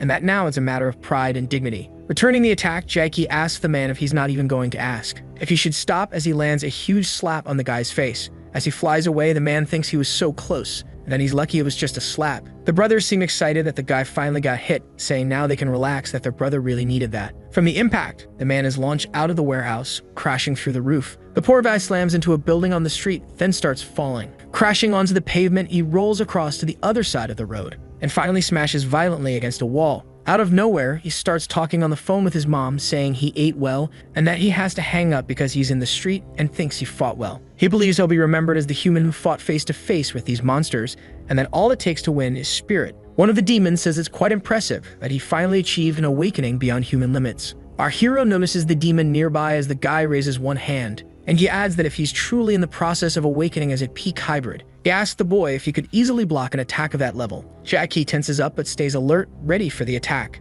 And the demon uses his power. With a smug look, he unleashes a move called Judgment of Light. Suddenly, the night sky splits open with a blinding light, and a powerful beam of energy breaks through the heavens toward the warehouse. Our hero looks up and sees that powerful strike coming at him. It hits exactly where he is, leaving little room for defense. Feeling the pressure of the attack, he says his body is being pushed down infinitely. The demon explains that the precious light of the sacred spirit is the purest of all lights, while Jackie screams for it to stop, saying he can't bear the weight. The man explains that he's half demon and anyone with demonic blood cannot withstand the weight of sacred spirits. Suddenly, a second glowing point appears in the sky, and a powerful beam of celestial energy descends from the heavens, landing beside the men in the warehouse. As Russell says, it's too bright. In the midst of all that energy, a woman's shadow appears, her eyes glowing. The angel emerges in her elegant outfit while Russell, surprised, says, "Hannah, how did you make it here?" Without saying a word, she channels her celestial energy into her arm in the form of a weapon. And with one move, she frees the boy's parents who had been tied up all this time. Shouting, the woman asks what Scalpel is doing, and if all of that was his doing, but he says he subcontracted part of it. She says it's just as expected from a mother's love. Even without physical contact, she can feel it in her heart. And the father says he's been feeling it too since he fell, but in his shin. She asks if Jackie's dark energy is powerful after all, and the satisfied man says he can't endure the divine light. He explains that if good energy had been strong during the awakening, he should have been able to withstand that level of intensity. Getting a little too close to the light, he is struck violently. Hannah calls out to the man while Scalpel asks where he went. Azurasil continues to be crushed fiercely by the sacred energy. Being pushed deeper and deeper, he tries a last resort and uses his power to dodge the beam. With force, he manages to reach the subway. There at the station, the train seems to be arriving. Ordinary people wait for the doors to open. All beaten up, Azurasil appears stepping out of the subway, saying that was embarrassing. Pulling himself together, he says that if he had taken a little longer, he might have fallen straight into hell. He approaches a regular person, who immediately seems to feel something unpleasant. Feeling a bit better, he says, "That was close." But it seems it's still not over. Looking down at his feet sinking into a blue energy, he asks what that is. Now flustered and searching his pocket, he says, "Don't tell me." The corruption meter. Suddenly, he is violently pulled into the ground, one hand raised holding the meter. As he fully sinks, only that device remains in the subway station, bouncing on the floor as he disappears. Falling on its side, it shows his corruption level was dangerously in the red. People around the subway look on, disturbed. That man tells the others, "See, if you ride for free, you'll end up in hell." Sometime later, back at the warehouse, our hero is still being crushed by the celestial energy. But now it seems he's decided to act. That powerful energy keeps pressing him into the ground. On a seemingly normal street, the pavement begins to crack, and our hero is launched into the air through the asphalt. Confused and suspicious, he wonders if he's outside now and where exactly he is. Looking at the sky, he says it doesn't look like his country, and noticing a massive transmission tower, he asks if this could be Jeju Island. He stops to think and realizes he was buried in the ground, so this place can only be hell. He concludes that he's fallen into the infernal depths and become a wreck covered in filth. Out of nowhere, someone calls his name asking, "Jackie, are you really Jackie?" Saying it's a coincidence, the voice adds that no one could have expected to find him here. The man says he's heard of him, but that he's not very smart. So he explains this place is the exact opposite of Earth, while Jackie asks who he is. He explains that he's been looking for him for a long time, that he's a kind of angel, and his name is Rue. Our hero says his country is in danger and he needs to go back. He asks how he can return home, saying that if the tower is here, he should head west, and Rue asks how he figured that out. Handing over some tickets, he says it's a huge coincidence, but he just so happens to have passage to Korea. Our hero asks who the man is, but he replies that they can talk along the way since they're in a hurry, confirming with the boy. Back at the warehouse, the beam of sacred energy remains strong. People outside admire the miracle, say they recorded it, and wonder if those really were angels. The woman asks where Jackie went and why Israel just left things like this, and who's going to clean up this whole mess. Then she tells him to forget everything he saw using a memory-erasing massage while he says he suddenly feels like deleting the photos. She tells everyone to forget everything that happened there and go live their normal lives. The people walk away saying it was nothing important. Hannah asks where Jackie went, and the man says he doesn't know because it all happened too fast, and even if he did, he wouldn't tell her. The angel says she'll fly toward the source of that pillar of light because she needs to eliminate it first. Then she takes flight toward the sky while Scalpel wonders why everyone keeps leaving him behind. Meanwhile, the woman rises toward the heavens with her angelic wings. She quickly reaches the top, but to her surprise, she can't believe what she's seeing and says, "This can't be, this place. It's the home of the first angelic order." Meanwhile, as Russell falls for a long time, he arrives at a place with a throne surrounded by lava. Surprised, he lands seated on the throne. The demon says it's been a while since he last saw him, and that for a third order archangel, this was quite a disgraceful fall. The angel tells Negojan that the meter turned red due to a malfunction, asking to negotiate, and the demon says he's being pathetic. He says he should have listened when he tried to negotiate peacefully. Now it's too late, especially for someone who lost his angel status and fell into hell. The angel begs, saying please, he's imploring him. If he frees him, he'll reward him for it. But the demon says he doesn't care what he's talking about. He explains that only an angel on the brink of corruption has value. One who's already fallen into hell is useless. He says he can do a good deed and turn the meter blue again, and that if he helps, he'll give him more than 5,000 low-ranking angels. But the demon says he's not interested in that and asks if the angel forgot that he's a demon and has no interest in helping him. Azrael asks, "Oh, really, Negojan?" And the demon tells him to enjoy his own throne now that it's come to this, and that their thrones are no different. He explains that the only difference is that he can move and the angel cannot. Laughing, he tells his Russell to just sit there and watch TV for thousands of years. He'll let him watch as much as he wants. He wonders if this is a corrupted desert and if he's destined to this decay and isolation. Meanwhile, on a commercial airplane, our hero says he doesn't know who the guy is, but that he brought him new clothes the first time they met, so he thanks him, and the man says the French school uniforms look good on him. Jackie says it's his first time on a plane, and that they could have just taken a bus, but the man laughs and says there's no way to get to his house by bus. The man asks if our hero is hungry and orders 2 bowls of ramen for them, giving specific instructions on how he wants them. Jackie is amazed and asks if that's real ramen, thinking to himself, ramen on a plane. Eating, he thinks that if you have something, you also need to know how to enjoy it, because you might not realize the extent of what you possess. Rue tells him not to let satisfaction stop him. He says to want more, to crave more. He says he'll plant the seed of desire in him and make his wishes burn brightly, repeating that his name is Rue. Far away down in hell, as Russell says, Jesus, I'm already bored. There's nothing to do around here. He thinks he can't believe he fell into corruption in such a pathetic way, and that if he stays here too long, there'll be no way to raise his meter again. He concludes there's one way. He needs to check the Human World channel. He switches channels and finds Jackie, thinking that if he helps him, he can quickly fill his meter. But he wonders who that person sitting next to him is. He observes the guy for a bit, until finally a man says, Lucifer, and completes it clearly. My name is Lucifer. Our hero is surprised by the revelation. Jackie asks if he's famous like a TikToker. Rue says it's kind of like that, and asks if that's how his name got around. He asks if he doesn't know, saying that Lucifer's magic is undeniable, while the boy says it's okay not to know his name. He explains that he's been waiting for him and finally found him, the one destined to be the hybrid, and all that matters is that they're here together. Looking at him mysteriously, he says he'll grant him a spear and a shield, leaving our hero confused and surprised. Then he asks if Lucifer usually gives gifts, to which he replies that it's more than that. He'll give him everything he has, and asks if, for now, he'd like to eat more chocolate. Jackie asks if he really can, saying he's still not sure why Lucifer is being so nice to him. He explains that he already rejected the destiny of being a hybrid, and besides that, Hannah has been treating him very well. Lucifer asks if by Hannah he means the guardian angel Hanno, and explains that a guardian angel can do nothing more than protect him, that he respects his choices and that whatever he wishes to do is what he should do. It all depends on his decision, and Lucifer will help him with it. He says they'll grant him a powerful wish to achieve everything he desires. What to do with that wish, he can decide later. Very excited, Lucifer tells him to crave more and desire more, as that airplane continues its journey. Meanwhile, in hell, Azaressa wonders if he saw that right, if that really was Lucifer sitting next to Jackie, trying to influence him at that very moment. He says this is dangerous, that it seems Jackie is already leaning toward giving in to Lucifer's temptations, and that this is really on the edge. Very impressed, the angel says, there it is. Looking at that device, she says it's the source of the light. She observes that powerful beam cannon. Meanwhile, a woman looks through a device inside what appears to be a ship manipulating the beam.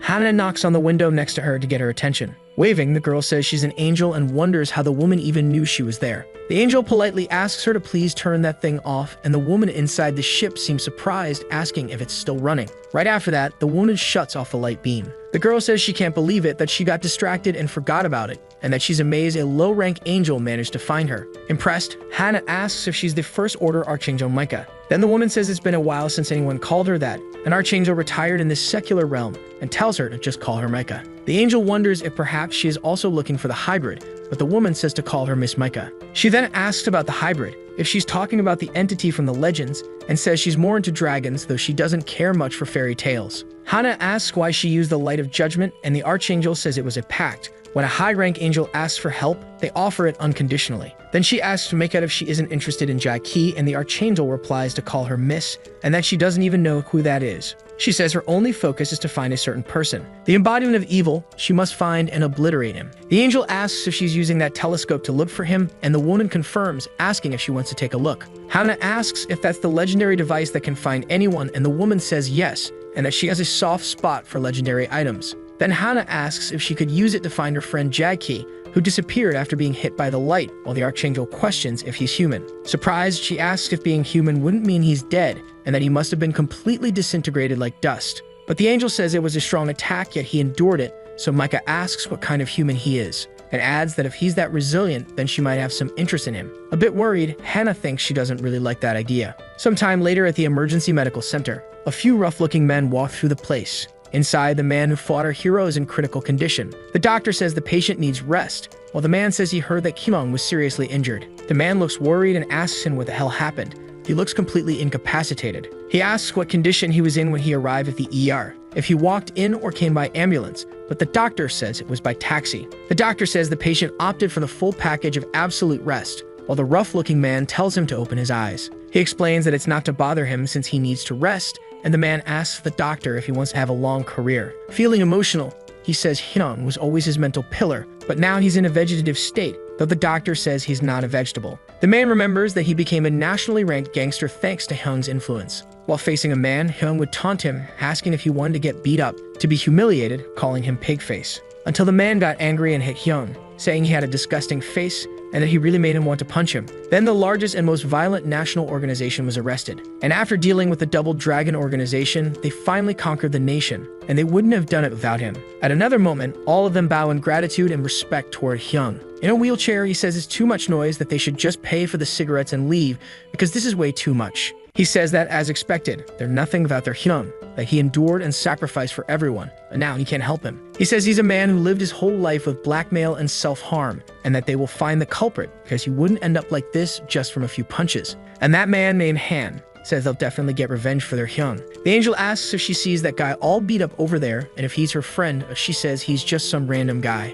The archangel confirms whether Hannah is Jaeki's guardian, and why she wants to find him if he hasn't even made a request. But she says that if it's not through her, there won't be any other angel. Pointing to another individual, she asks if he is Jae-K, but the angel says he is just a demon. Mika asks if the angel said the boy was struck by a judgment lightning bolt, and that this lightning can even pierce through the earth, and that if he wasn't eliminated, he must have ended up on the other side of the earth, somewhere like, for example, France. She then suggests they move through the sky and take a look at France. Sometime later, Micah says she believes he might be somewhere around there. But she says she must not let her personal feelings cloud her judgment. Guardian angels sometimes get involved with humans. As Hannah looks at her, the archangel explains that she must remember her duty and that she is a celestial apostle with the purpose of pursuing justice. Finally, Micah says he is on that airplane and that it was hard to find him because the plane is flying over the sea. Smiling, she says the angel is lucky and managed to find her friend quickly. But she questions why the one she was looking for is sitting next to the boy. She then says, "Lucifer, I finally found you." She says she can't believe the one she was looking for is right there,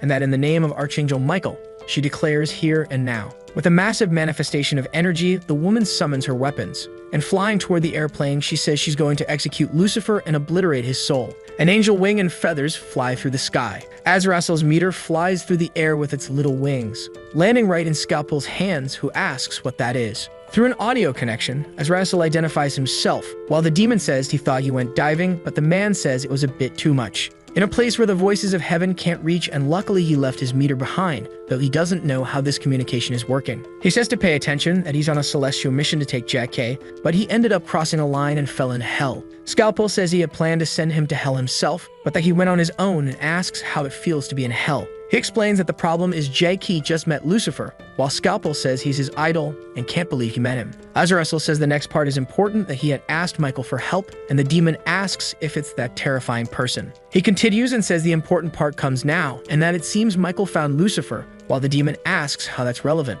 A long time ago, he met her. She told him his future was uncertain, and that she saw a bat standing at the boundary between good and evil. She explains that there was an angel who did the same thing he did. That fallen angel has been hiding from her ever since, because on the day she lays eyes on him, he will cease to exist. And in a terrifying tone, she says not to forget that she'll be watching his corruption meter too. He says he's never been so scared in his life, and that the person Michael has been searching for is none other than Lucifer. He says the archangel has always been looking for Lucifer and wonders what will happen when the moment she finds him arrives. That will mark the beginning of an inevitable war as Michael charges forward like a furious rocket toward Lucifer. But suddenly the fallen angel notices something, and stretching out his hand, he causes the airplane to shift direction slightly, just enough for the archangel to fly past him without hitting him. The woman realizes Lucifer noticed and calls him a bastard. The fallen angel continues his manipulation. Meanwhile, outside, the archangel strikes at the plane again, which escapes unharmed. Inside the aircraft, an apology is issued for the unexpected turbulence, which is said to be caused by changes in air currents.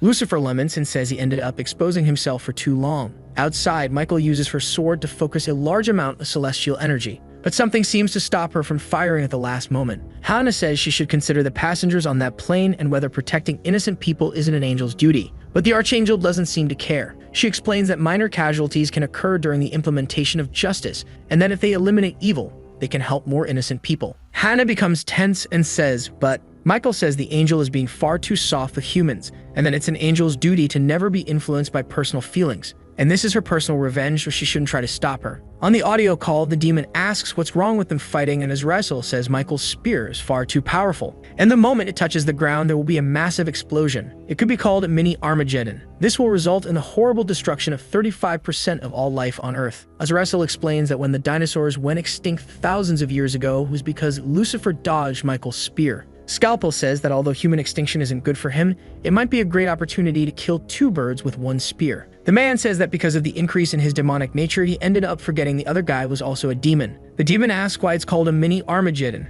and the other replies that it only affects 35% of people. So the first asks if there's a way to make it hit 100%. He thinks that if he can recruit all those souls to hell, including the hybrid, he'll earn a first-class promotion. Azrael says that as a former archangel, he's going to leak a bit of celestial information. If Scalpel helps, he'll reveal the exact moment the Armageddon will happen. He explains that when Michael's spear touches the ground, there will be an explosion, and that the corruption meter can show the likelihood of this happening. He tells him to check it and intervene in their fight. He must stop the spear from hitting the ground at all costs. Scalpel says he'll do it for the info, and that he'll sacrifice the mini Armageddon for a real one. Determined, Michael holds her spear, crackling with energy, and without a second thought, she hurls it toward the airplane. But once again, the aircraft shifts and dodges the powerful attack from the Archangel. The spear misses the target and continues its path toward the ground. Lucifer tells the boy to wait a bit because he has a visitor, while our hero laments not having any more ramen. Outside the plane, Michael searches for her prey, and using her power, she summons a beautiful celestial sword. The Archangel opens the plane door as people tell her she can't enter the cockpit without permission and that it's cold out there.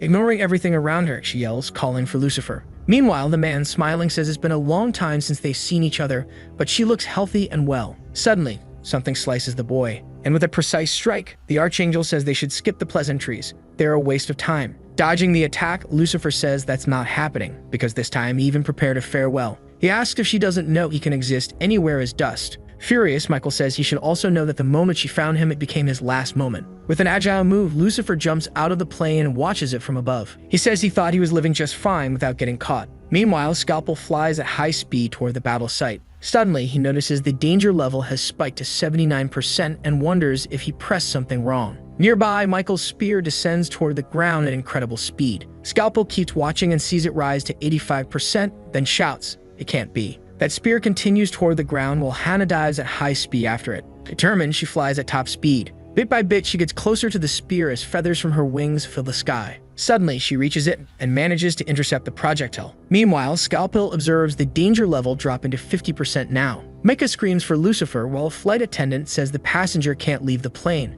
And jumping from it, she flies infuriated toward the fallen angel. Inside, our hero asks for his ramen, but the woman says that due to the issues, meal service has been suspended. That leaves our guy a little upset. In the skies, the Archangel clashes with Lucifer in battle. Smiling, he asks if they couldn't just get along in peace, but furious, Micah tells him to shut up. He wonders if he must have done something truly awful. Suddenly, Jackie appears beside them and tells them to stop, leaving the two of them shocked. Annoyed, he says that because of their fight, his ramen won't be delivered. The Archangel questions how a human can stand still in midair without wings. Our hero says they should sit down and fasten their seatbelts because of the turbulence, and asks how adults like them can behave this way. Micah says he has too many abilities for a human, and Lucifer says it's because he's the hybrid. She adds that only archangels can fly like that. Jackie says they're talking nonsense, and that he feels strange at the moment, wondering if it's just him, but he can't feel the floor. Looking down, he realizes there really is no floor beneath his feet. Realizing this, he gets a little scared. Micah asks if he said that was the hybrid, but thinks he hasn't matured yet, while the boy falls like a rock. Back to the battle, Lucifer asks her to wait a moment so he can save his friend, and she asks if he's saying he has a friend. Lucifer says they're going to become best friends and that the boy admires him, but the Archangel says, "Never. No one will ever admire you." Excited, the fallen angel asks if they can make a bet, but the woman, impatient, tells him to shut up because she's going to pierce that deceitful tongue. Meanwhile, our boy keeps falling helplessly. An angel seems to have quickly come to his rescue, and Hannah catches him, telling him to regain his senses. Gradually, he recovers and says with difficulty, "Hannah." Then she flies with him to a safe place. Up in the sky, Micah spins her sword, ready to strike. Suddenly, she charges at Lucifer, but once again, the fallen angel manages to dodge the powerful attack. Even though he avoided it, that weapon gets very close to his face, and too late he realizes the Archangel was planning something. A massive explosion of celestial energy erupts. As the Archangel realizes something is wrong, she turns, searching for her opponent. Then he says that keeping his distance from her is truly the wisest choice, and that he still doesn't want his tongue pierced. Hana arrives and tells Lady Micah that her carelessness in throwing her spear could have seriously hurt many innocents. She orders the boy to compose himself and stay in place, and he asks if they're back on the ground again and says that, as expected, she really is an angel. Everyone continues watching each other on the battlefield. The angel says there's her spear back, although she pleads for them to stop this reckless fight. Micah says, "Now that I hold justice in my hands, she'll make sure to stab him with it more than once." Lucifer says that considering their past, he wants her to go easy on him, and asks if she forgot they were once allies. She tells him to stop, and that before she pierces his tongue, she says she's doing this exactly because she remembers that. Our hero, surprised, asks what these two were once close. But originally, all enmity begins with friendship, and at another time, Micah uses her final attack on a massive creature. Lucifer says it was an impressive strike, and even her blade couldn't pierce a titan's hide. He explains that it's his first time hunting and there's a lot he doesn't understand, although he wants to one day annihilate all the monsters. Taking flight, he says he's not sure when that day will come. Going to the titan's back, he removes the spear stuck there, and after that, he flies away from the giant creature. He says he'll try hard to learn from her as a mentor, and that she wears her uniform with dignity, being someone worth following. Embarrassed, he says one day he wants to become an archangel just like her, and that he really admires that woman. Micah says he's the most ambitious angel she's ever met, and that the path to becoming an archangel is simple: just do more justice than the others. The boy asks how she delivers justice, and she replies that it's about judging the most evil among the evil, and that there's no fast path to rise in rank, and that everything is a matter of achievements, and Lucifer asks if something like honor points isn't required. She continues and says the secret is to constantly defeat the most powerful and great evil beings, and that she'll be there to help him. She says that's because she has great respect for his passion for justice. When they were together, they used to fight monsters, and they maintained a good relationship for a long time. Micah would point and say that one over there was the monster she always wanted to hunt, while Lucifer thought that hunting the blue dragon might earn him a promotion. He thanks her for everything and says he won't forget her kindness in helping him. She replies that she had fun too and will make sure to remember it. The archangel attacks from above while Lucifer goes under the massive dragon, as they both think about their memories. Landing a final blow together, suddenly someone asks them to wait a moment. Our hero, surprised, asks if they were closer in the past than he thought, but she replies they weren't close. She says he is nothing more than a vile deception, and Lucifer questions deception. He explains that he might have acted as if he were on a higher level, but that wasn't a trick. In disbelief, the archangel asks, acted, and continues, asking if he remembers when they took down the blue dragon. At the time, she asked what it felt like if he could feel his rank rising. Very excited, he said he could feel it. Exploding with joy, he said he felt a deep sense of release inside him. Micah,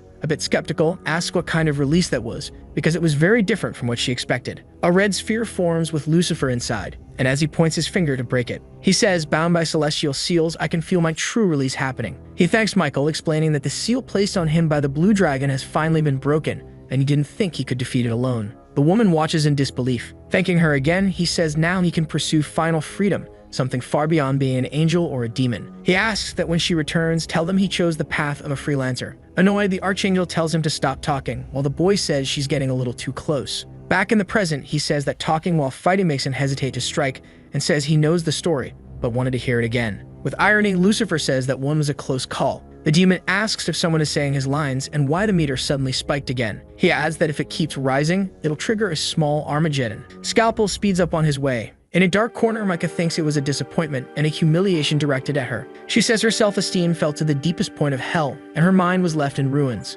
Until, after a period without purpose, she made a decision. That she would find Lucifer, she would find him and then kill him, no matter what it cost her. Our hero asks if they're fighting like this just because her ego was hurt. The angel tells him not to be so reckless. It's not worth it. The archangel says there are things a human can't understand, like pride, honor. That's virtually everything to an archangel. Jackie says he wouldn't have thought an archangel would go so far over something like that, while Hannah keeps saying it's dangerous to go any further, with Elite planting his feet in the air. He says he won't tolerate this, while his guardian angel tells him he must not give in to anger. As he dashes forward at high speed, he thinks, not anymore. The battle between the two angels continues fiercely. The light shines in the skies like a celestial bolt. Micah says so he really wants to fight, and Lucifer says she has a talent for provoking battles. Hannah wonders if he wants to stop the fight or make them fight even more. Suddenly, our hero shoots out of Earth's atmosphere, thinking he can't control his strength or speed. Scared, he realizes he's going just a bit too fast, and it looks like he's finally entering Earth's orbit. Meanwhile, that powerful spear of Michael keeps moving relentlessly toward the ground, until finally, Scalpel reaches it and manages to stop it, shouting aloud no. Breathing with relief, he says that mini Armageddon came way too close to happening, and with a powerful burst, he takes flight, carrying the Archangel's spear in his arms. But then, to his surprise, he wonders if the person he sees is really who he thinks it is. Stammering, he says, "Lucifer." He says that even just seeing him from behind with just a quick glance, he can tell who that guy is. Looking at his phone, he says it's his favorite idol, staring at a provocative photo of him. He thinks that this is the one who's always been the target of his obsession. And at that moment, he keeps looking at photos of his idol. One day, he swore he would become a demon like Lucifer, and he made that promise again and again. Melting over the man, he says that now Lucifer is right in front of him and says, "Please take me in, Lucifer." Surprised, the fallen angel asks what he's even talking about. Scalpel is caught off guard, feeling embarrassed. Quickly correcting himself, he says that actually what he meant is that he brought that thing for him, handing over the Archangel's spear. He says he never imagined meeting him like this, that he's a fan and even went to his concert, which makes Lucifer happy. He says he has nothing to give but brought this spear and asks if he could get an autograph. Lucifer says it's the best gift he's ever received. Then he asks the demon what his name is. Excited and blushing, he says his name is Scalpel, while thinking that Lucifer asked for his name. Out there, beyond our planet, our hero floats in zero gravity. Trying to do something, he starts moving again, and it seems he finally manages to stabilize himself. He thinks that in the vacuum of space, sound can't travel. In the next moment, he concentrates his power. With a powerful thrust, he descends at high speed back toward our planet. He keeps falling like a meteor. Micah asks the fallen angel how he dares to wield justice. Then he says that if she stops the attacks now, he won't retaliate in any way. Growing more furious, she asks, "Do you believe you're worthy of wielding justice?" Lucifer says that true justice lies in the actions of the one who wields it, whether it's in his hands or someone else's. Smiling excitedly, he delivers a powerful attack at the Archangel, who dodges the spear. She watches her former companion with determination, as the two launch into a never-ending aerial dance of battle. Positioning herself, Micah prepares to go on the offensive again. She strikes a powerful blow with her sword, which is blocked effortlessly by Lucifer. The woman says that if he can't handle it properly, it would be better if he dropped it. But he explains that he can improve his proficiency quickly if necessary. Meanwhile,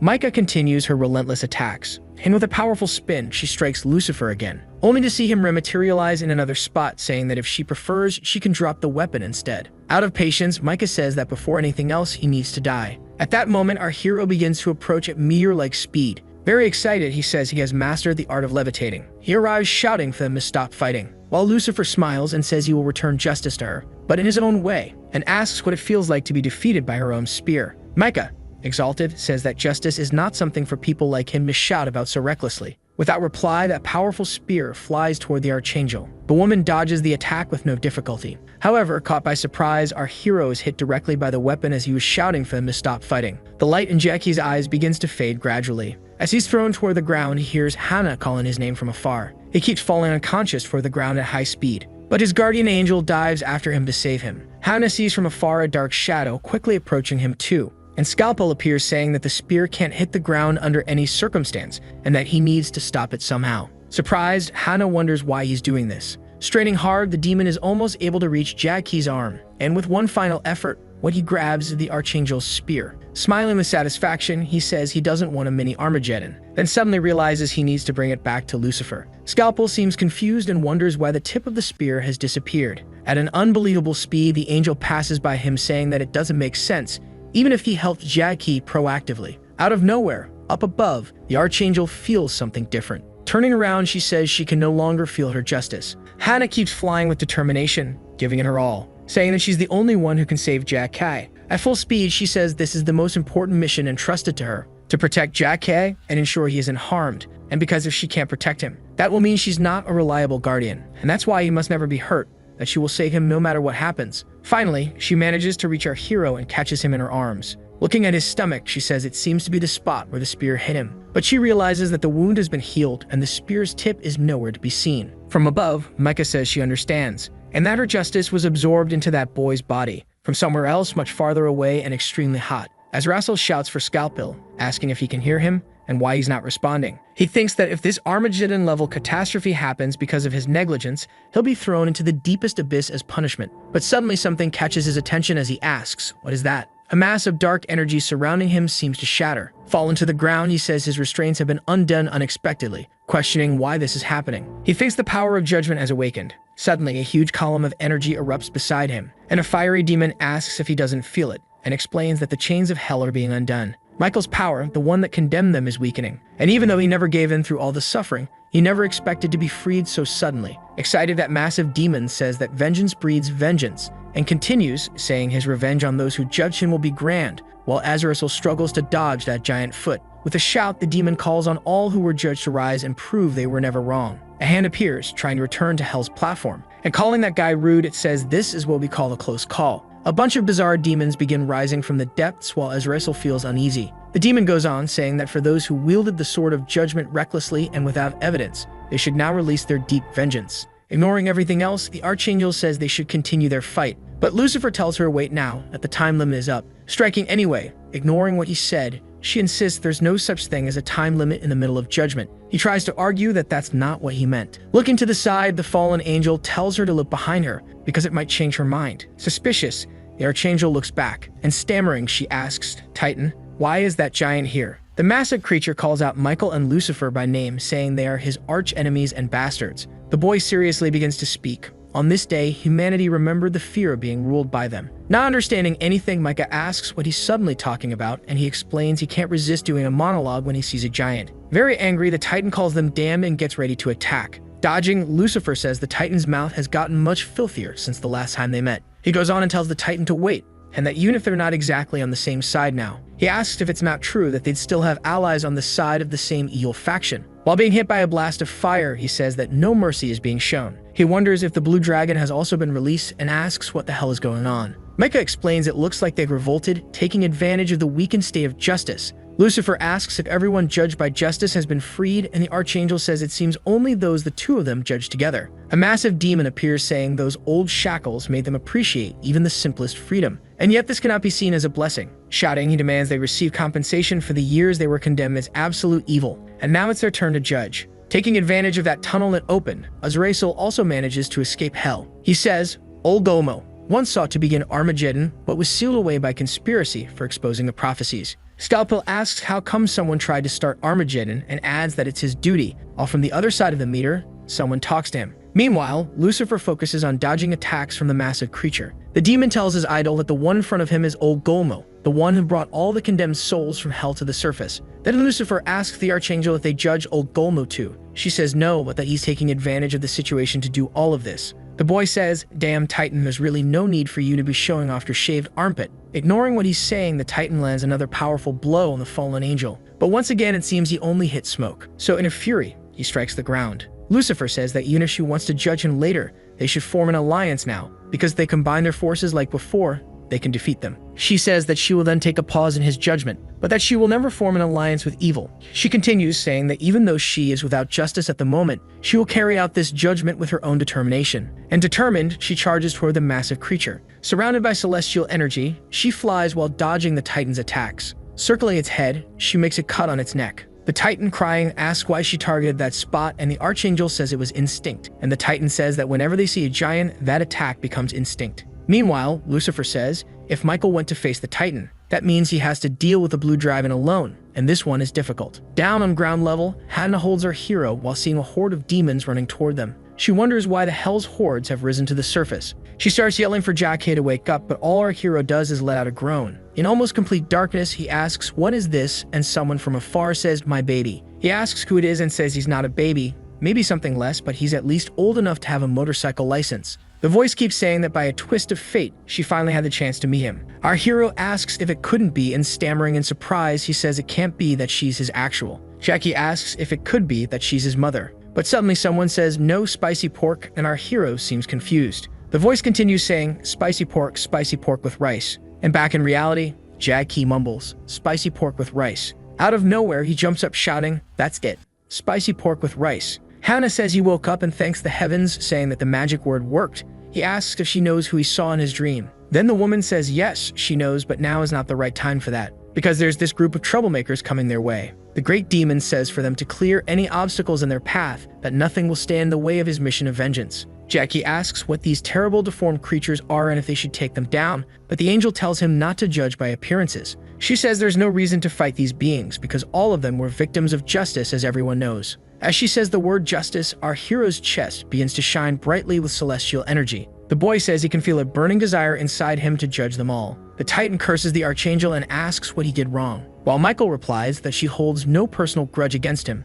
and adds that an absolute evil will always be an absolute evil. That massive creature says his resentment is overflowing and tells her to let him catch her so he can rip her in half. With a powerful attack, the angel strikes the monster's arm and he groans, saying he's the one being ripped apart. Micah says that if she must be torn to pieces, she will accept her fate willingly. The dragon says to see how long he can keep dodging, calling him a slippery bastard, and says he'll make him pay for what he did. Lucifer says there's no need to single him out of resentment and that Michael is there too, so why aim only at him? The creature takes a deep breath, preparing his flaming breath, and spitting fire and fury, says it was Lucifer who landed the final blow. Lucifer explains that's how you earn experience points and tells the dragon not to get the wrong idea, but he really needed the XP, and asks if he can't talk while breathing fire. Meanwhile, on the ground, that large demon advances, telling everyone to take their full revenge. He goes on saying not until all the anger built up from false accusations is properly released. The demon coughs a little and says it's hard to keep up, wondering if he rested too much during the time he was imprisoned. He adds that he's been feeling it for a while now,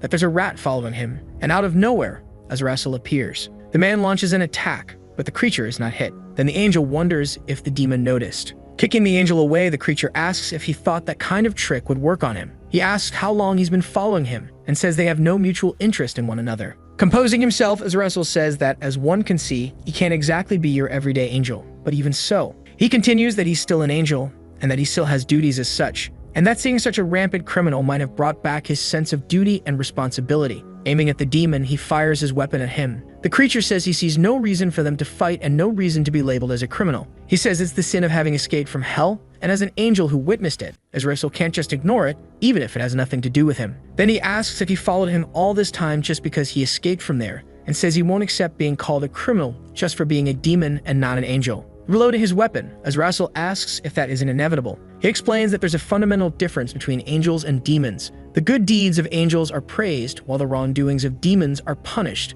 That's the natural order of things. Enraged and being dragged into the ground, the demon screams that he refuses to go back to prison. Sometime later, closer by, our hero now charges forward full of power, and with a powerful attack, he takes down one of the demons, then advances again, taking care of another. From a distance, Hannah watches the boy hurling demons into the air. Our hero seems much stronger and easily eliminates the demons. The angel asks him to stop and says this is happening because of the shard of the spear embedded in him. Jackie says he wasn't sure of that anymore, and that if he doesn't hit those with evil appearances, he feels an unbearable itch all over his body. Hannah says, "Oh God, that's Michael's curse. Michael's plague has struck you." While our hero, in a trance, says you must eliminate all evil forces. Looking at that fragment, he says he feels a bit better now, while the angel asks if he can endure it, but our hero says he can't. He explains he heard a voice like an earpiece from inside him saying he must deliver justice. She says that's exactly where justice was embedded, inside him, and that she'll see what she can do to extract that cursed fragment. Meanwhile, elsewhere, Lucifer is running from the huge blue dragon. Dodging, he tells the dragon to stop, that they should resolve this with a conversation, and asks if, for a celestial-class beast to attack a simple demon like him, isn't it overdoing it a bit with the power levels? He says he's disappointed, considering the dragon's level and the scale of the attacks, asks if it's not excessive to use breath attacks on a target like him. The dragon says his name, Lucifer, isn't that of a loser, and that he's hiding his power, that he's not someone who dodges without striking back. Lucifer replies that it's a long story, but he hasn't fully recovered his former strength. The creature then says it'll skip the story because it's time to end his life. Suddenly, the dragon notices someone approaching and sees our hero, surrounded by celestial energy, arriving fast, and he lands a massive punch right to the dragon's face. Our hero tells the monster that oppressing the weak isn't fair, and as someone who has embodied justice, he can't just stand by and watch injustice. The dragon asks if an ambush is now considered an act of justice. Jackie says helping a kind friend can also be considered justice, and then Lucifer thanks him for not forgetting him. Suddenly, with furious eyes, he says, "But you're wrong. You are absolute evil." He says judging absolute evil is the same as honoring true justice, while Lucifer asks what's going on and if the kids had some kind of mental breakdown. Without thinking, Jackie concentrates power into his fist and gets ready to strike. He punches Lucifer several times, but the fallen angel merely vanishes, dodging. The fallen angel says they're friends, and attacking a friend like this taints every moment they shared. Fully determined, Jackie prepares another blow and says that the only rightful path for evil is one of solitude. In disbelief, Lucifer says this is a serious case of Michael contamination and wonders what he should do. Out of nowhere, Jackie attacks again without saying another word, while Lucifer thinks that even a scratch from this could be fatal. Suddenly, Scalpel appears, saying he's saving his greatest idol in this moment of crisis. and that this could only be called loyalty. The dragon pulls himself together and says that for him to turn his back like that, it would only be an invitation for a surprise attack. Micah says that when the number of warnings adds up, kindness is no longer an option. Flying toward the massive titan, she adds that only immediate judgment awaits him. Then she charges and strikes the creature. After that, she flies down to its feet and attacks again with force. She explains that the reason she didn't cut off his arms before wasn't due to lack of skill, but rather a small favor she granted for being caught twice. Ironically, the Titan says she's merciful as always and asks if she thinks cutting off his arms will stop him. Micah says she knows the arm will eventually grow back. From the severed part of the arm, we can see something emerging. Getting closer, it's clear that the tiny little hand is regenerating. Then the angel says she also knows how long it will take to regenerate. She delivers a powerful top-down strike on the creature, hitting it squarely on the head with great force. The ground shatters beneath its feet, and screaming, it begins to fall back into its prison. Micah wonders, now that I've dealt with the Titan, how is the blue dragon doing? Nearby, the dragon, ready to attack, watches our hero. Jackie says that it doesn't matter if the Bluetooth in his chest tries to talk to him, it would be irresponsible to just follow whatever the voice says, and that the judgment of good and evil is his to make, not something for others to decide. He wonders what kind of judgment he should make. Hannah shouts desperately for the boy, who didn't even seem to realize what was happening. Micah asks why she's so worried, and if that isn't the hybrid. She realizes that this guy can increase his awakening level instantly, and says that even for a guardian angel, that's too much. She needs to maintain proper balance in her escort duties. Our hero thinks that this is the moment to rediscover himself. The dragon says that even though not a single hair of his was burned, awakening in the middle of his flames hurts his pride. Focused Jackie says that such actions are inconsistent with who he is. Preparing a powerful attack against the creature, he adds that he won't allow it anymore. Telling the dragon to take this single strike, he lands a powerful punch on the blue dragon. The creature is thrown to the ground, defeated. While Jackie says he doesn't need that justice with him. He says it's better that those things that were never his return to their rightful owner. Afterward, the archangel says that the power of justice could have changed him, and even so, he chose to remove it despite knowing its great power. While she looks at her weapon, she says he's truly worthy of being called the apex of the hybrid. Michael says that dream memories are being transmitted to her through Bluetooth, and our hero says, see, it is Bluetooth. Surprised, the woman says he's the son of a seraph and that she met a seraph once. It seems that when justice entered his body and the demons left hell, his mother was released at that exact moment. In the past, Michael was dismissed from the archangel ranks by the council and was asked if she already knew that justice condemns all equally. Jackie's seraph mother says that once you're marked against justice, no circumstance is taken into account. She had to endure many trials being accused of carrying the seed of the devil, and that she should be ashamed.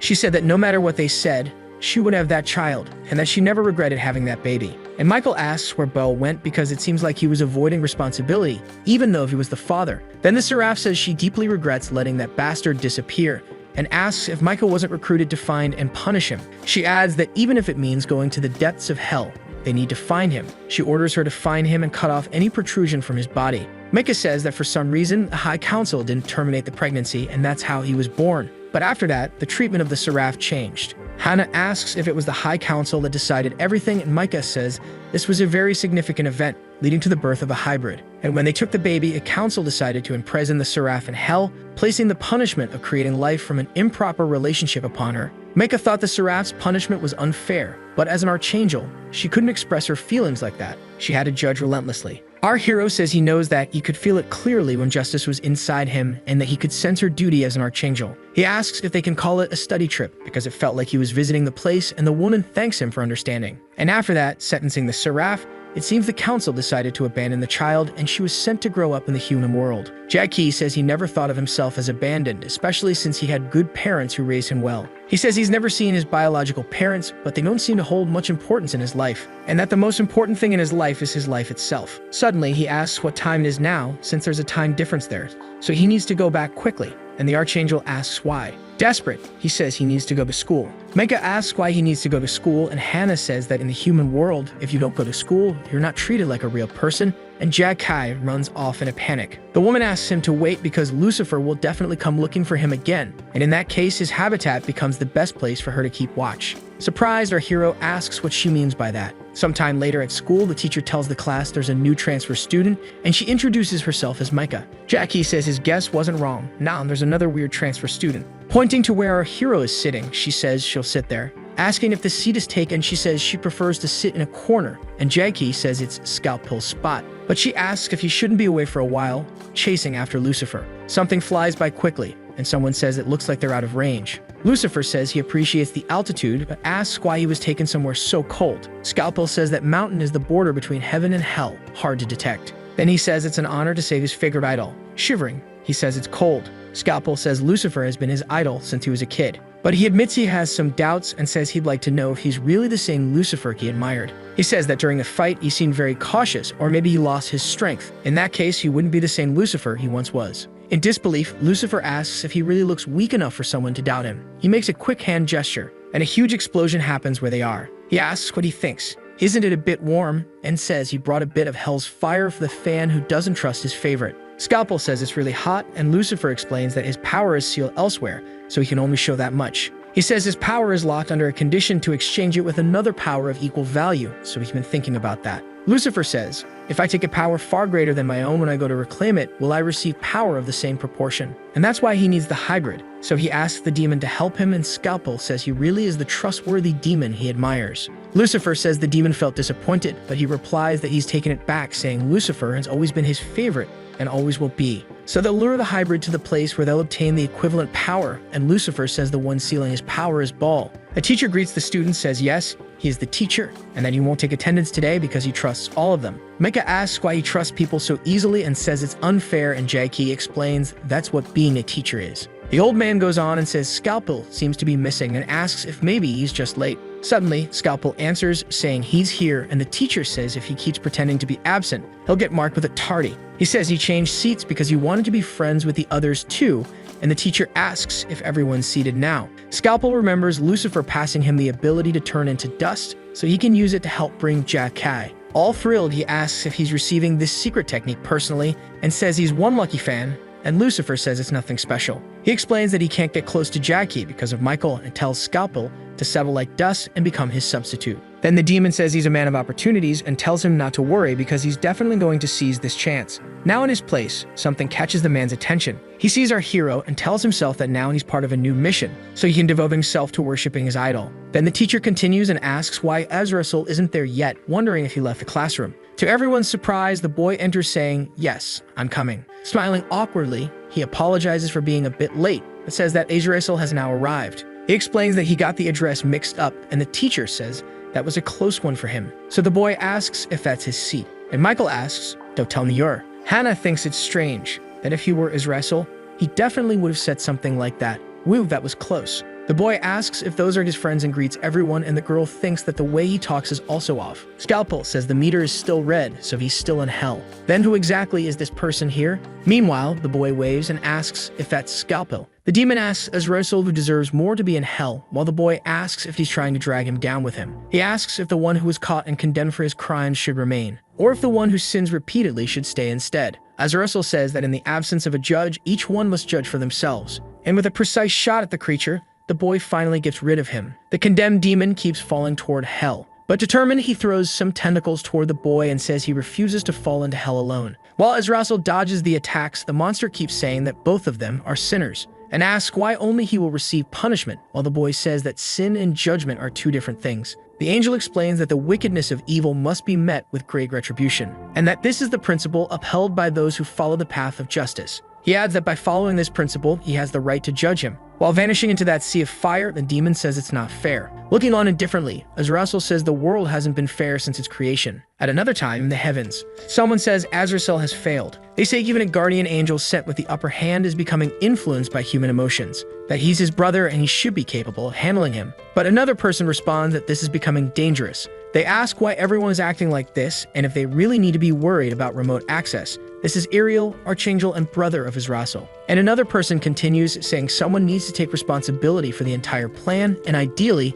it should be the one who started it. They say that if everything were going according to plan, this hearing wouldn't be necessary. Ariel says that's a premature judgment, and that he hasn't even shown enough awakening progress to be called a hybrid, so the plan is still in its early stages. But someone says that deceptive behavior is unacceptable for an Archangel of the Legion. If the hybrid awakens and joins hell, it will be a disaster. That Ariel asks if that's the responsibility they want him to take on, and the voice commands him to bring him to heaven and to do so at any cost. The Archangel asks if simply bringing him would be enough. Then someone says that if he can get him to heaven, the Archangel Legion will take care of the rest. Smiling, he says he'll make sure the mission is completed, but adds that he doubts no one will notice who he is. And back in the classroom, we now know who was pretending to be Israel, while Hannah continues thinking the guy is strange. I suppose Israel approaches the girl and asks if something's wrong, and gently adds that it's him, Israel. But the angel is uneasy and suspicious about that. The teacher continues and says that starting tomorrow, he'll conduct an evaluation of the group project, and that it will count toward their academic record becoming the most crucial factor for their college admission.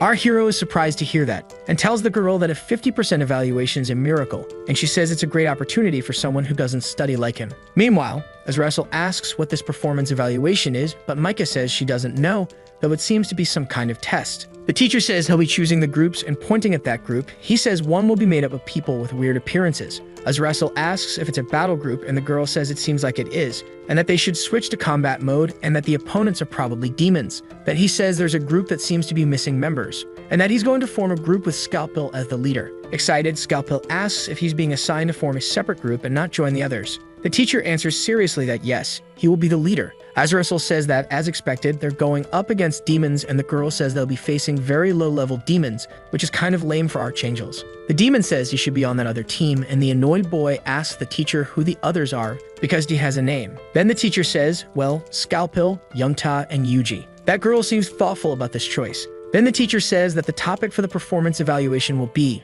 Meanwhile, far away down in hell, a demon calls out for Negojun and asks who's there who came all the way there, but realizes that voice sounds familiar. A well-dressed person approaches, carrying a huge demon skull. Looking quite annoyed, he says he came to negotiate and demands his absolution. Azrael says he captured and brought back Olgomo, and asks, I believe that's certainly enough for my pardon, right? The demon watches him closely, while Azrael blares back, clearly irritated. Then the demon says he'll run some numbers on the calculator, and then they'll see, while the boy asks if people still use those. The creature says, by God, and that he even has a spare one, while checking the calculator. Breathing a sigh of relief, he says that was a close one, and then Olgomo says it's frustrating, but he'll have to let him go, granting him permission. Azrael says he's leaving immediately, but the demon protests, saying the indulgence hasn't been officially issued yet, so Azrael says to send it by email. He says this should be a certificate of penalty exemption, since he's not being pardoned, just exempt from punishment. The demon takes a closer look and says he's right, and that he'll need to revise that. Rising at high speed,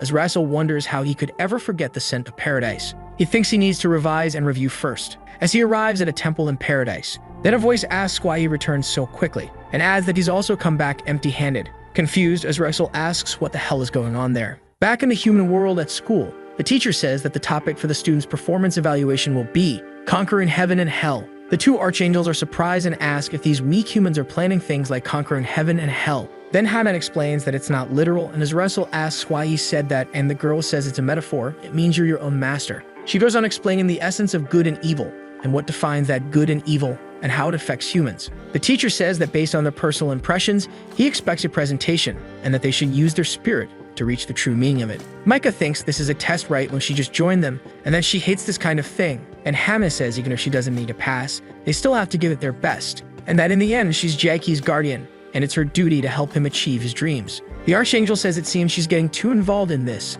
and being a little excessive. She says she knows all about her unauthorized escape from the prison in paradise, and that she did it just so she could protect Jav Kai. She asks why she's so desperate and demands an explanation, because it's not like she herself is being driven by personal reasons. Surprised, she says, don't tell me this is love. She insists, asking if she's right, that this is love, and says that at some point, feelings of love began to grow in her heart. Catching her off guard, our hero turns and asks if she's there, and she wonders if she might actually like a human. Excited, he asks if she heard that because besides the college entrance exam, this performance evaluation is a golden opportunity. He says it's because Hadana is his greatest strength, so they're going to achieve this together. Confused, the girl wonders why her face is getting so warm. Excited, he says that only she can make his dreams come true. Not understanding, she questions what kind of fluttery feeling this is. Getting very close to her, he asks her to listen to his sincere words, and she wonders why her heart is beating so fast, then says that she will help him. After all, she is his guardian angel. Blushing deeply, she thinks this emotion is something she hopes she can manage. While that suspicious girl in the background just watches, someone shouts for everyone to gather, and then Scalpel says that this is something very important, and that it's not just about doing well in the evaluation. He says that since they're in the same group, he expects total cooperation, and that he'll keep monitoring Jackie's team since they think alike. The boy asks who that bastard is to give him orders and says he's not interested in this test, that he just wants to graduate. While the girl says if only that son of a mother wasn't there, as the boy protests. and she adds that she'll help him, that she's good at monitoring others, and that she can also perform some sabotage. She especially wants to make sure Jackie's team doesn't succeed, and Scalpel says that sounds great to him. She asks if there's a real demon on their team and says then they'll do everything like a shadow Hanno. Suddenly, something catches her attention, and she looks at the girl named Hanno, lost in love, and thinks that if only she could at least get rid of her. Azrael says that this is essentially a mission assigned to humans, and asks why, by God, archangels like them should be involved in missions made for mere humans. She explains that things in the human world often proceed under rigid procedures, because they don't trust each other, and adds that for that reason, their beliefs still seem to apply to the human world, of not trusting anyone, throwing her spear at the boy. Desperate, he shouts, asking what she's doing, attacking the commander of the Archangels. Her spear suddenly stops midair. Surprised, Micah says she was right, and that he really is the Archangel Commander Iriel. She says the fact that justice doesn't prevail there makes it clear, and the man asks if she really threw that at him just to confirm it. Micah says it seems a lot is going on in heaven, especially if the commander himself intervened, and he asks why she's there. She explains that she's undercover to capture Lucifer. The commander says Lucifer is not the problem right now and asks her to help him carry out the High Council's orders. Micah says, the High Council. Commander Iriel, of course. She explains that the mastermind behind the development of the hybrid plan in the human world. This all originally came from Ariel. A little later, back in heaven, a voice says, Archangel Commander Iriel. He continues saying they need to arrange support before he returns to the human world. Faking it just a bit, Azrael says yes, that it's him, while the voice of the council says, Ariel. They explain that they don't think it's a good plan for him to go alone to bring the hybrid back, and besides, the High Council has decided to provide him with a powerful army. He looks back and thinks that is the true throne, the throne of the Archangel Commander, and that sitting on it is so simple, even though he's never experienced it before, that they say they will send Heaven's army, and they'll start by defeating Azrael on Earth. The throne of the Archangel Commander, a position that seems like being the king of paradise. But in truth, he always wanted that position, and even though they're twins, his brother inherited the direct bloodline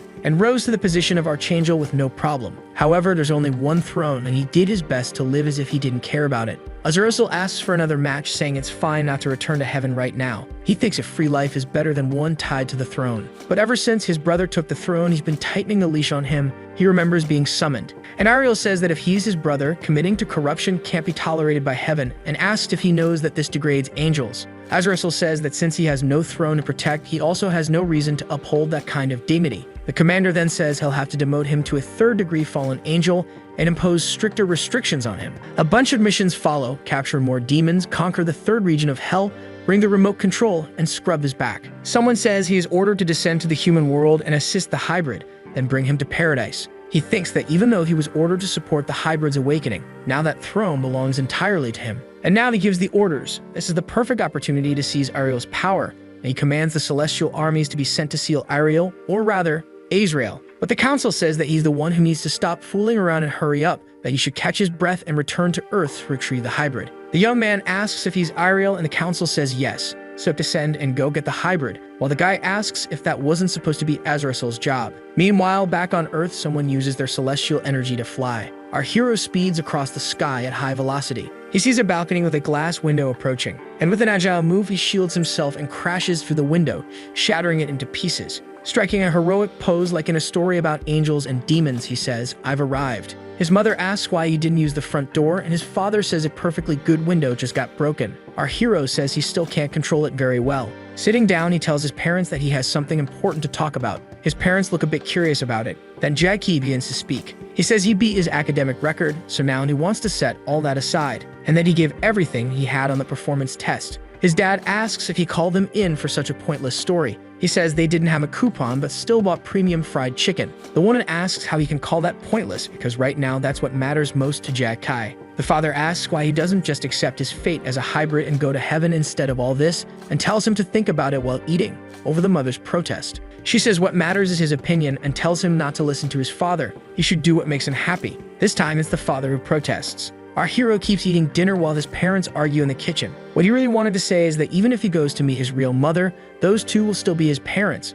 But elsewhere, someone says convincing him is proving harder than expected, and another asks if what's missing isn't persuasion. And on the phone, someone tells Azrael no, that they even used the premium chicken dinner idea, and the angel says it was a good idea. Then he asks if he can take him out now, like he's going to have a talk with his dad. And the man asks if it really has to be right now. He seems a bit nervous at the moment. Meanwhile, the mother is in the bedroom talking to someone. She says it's the daily report from the demonic agent on Earth, and the father watches, hiding behind the cracked door. He says she's pretending to be on Jackie's side very convincingly, and suspects she's pretending to be a good mom but is really focused on her mission from hell. And in that case, she should carry out her mission, and on the phone she says she'll seize an opportunity and do it, that she can't fall behind compared to a demon. Smiling, the father asks if their son is studying, walking into the room with a little snack. Jackie says he's researching for the performance test, and his father thinks he doesn't seem to know what the performance test even is. The father says he's been studying all day and asks if he'd like to go to karaoke with him and take a break. But the boy says he's only been studying for less than an hour. Awkwardly, the man says, "Oh, just that. Sorry then." Jackie says starting the presentation project is half the battle, and since half the work is done, he thinks he can take a break. In the other room, someone asks the mother what the observation subject is, and if the hybrid doesn't have enough potential yet. She concludes that he doesn't, that for now he's just like an ordinary human, focusing on his studies exactly like any human his age. It seems the legends about this hybrid might be a bit exaggerated, and on the other end, someone says that in that case, communication will cease now. Our hero's mother hangs up and stays there, lost in thought. Meanwhile, in an ordinary phone booth in hell, a demon hangs up the phone while another asks what she said. He explains that one shouldn't believe demons like that, and it seems that this demoness playing the role of a mother is contaminated by human emotions. That mysterious being says this is more commonly known as maternal instinct, and that love is certainly the vilest of emotions. It seems she's fooling herself into thinking she's a real mother, and in that case, new agents are necessary. The other one asks where to find them. The guy says his most powerful agent is just waiting to be dispatched to the human world. Meanwhile, back in the world of men, the father says to hurry because if it gets late, the price for the songs will go up, and our hero asks if they can get a refund if they only sing one song. Havana, who was there, says she feels like something is wrong, so she follows them, disappearing right after school ends. The boy asks his father what he wants to sing, and the man says he likes rock and that he's going to blow up the whole building with his voice. Moved, our hero thanks God for being able to make new memories with his dad. Ariel says they're already arriving as he looks down the hallway and tells Michael to hurry. Surprised, the girl asks if she's going too. The commander explains that once they begin the mission to capture the hybrid, she would need to assist him. Odin says that because tomorrow's a new day, she's the queen of the world, until someone tells them to cut. She finishes by saying the shoot is over, telling everyone they did a great job while clapping. A little later, she asks how long it's been since they last spoke and says she became a lead actress. But suddenly she says a new mission. Looking at herself in the mirror, she says this seems interesting, and that if all she has to do is convince one person. The commander says for Michael to place the marker in the room she's currently in. Suddenly, a celestial sword pierces the concrete.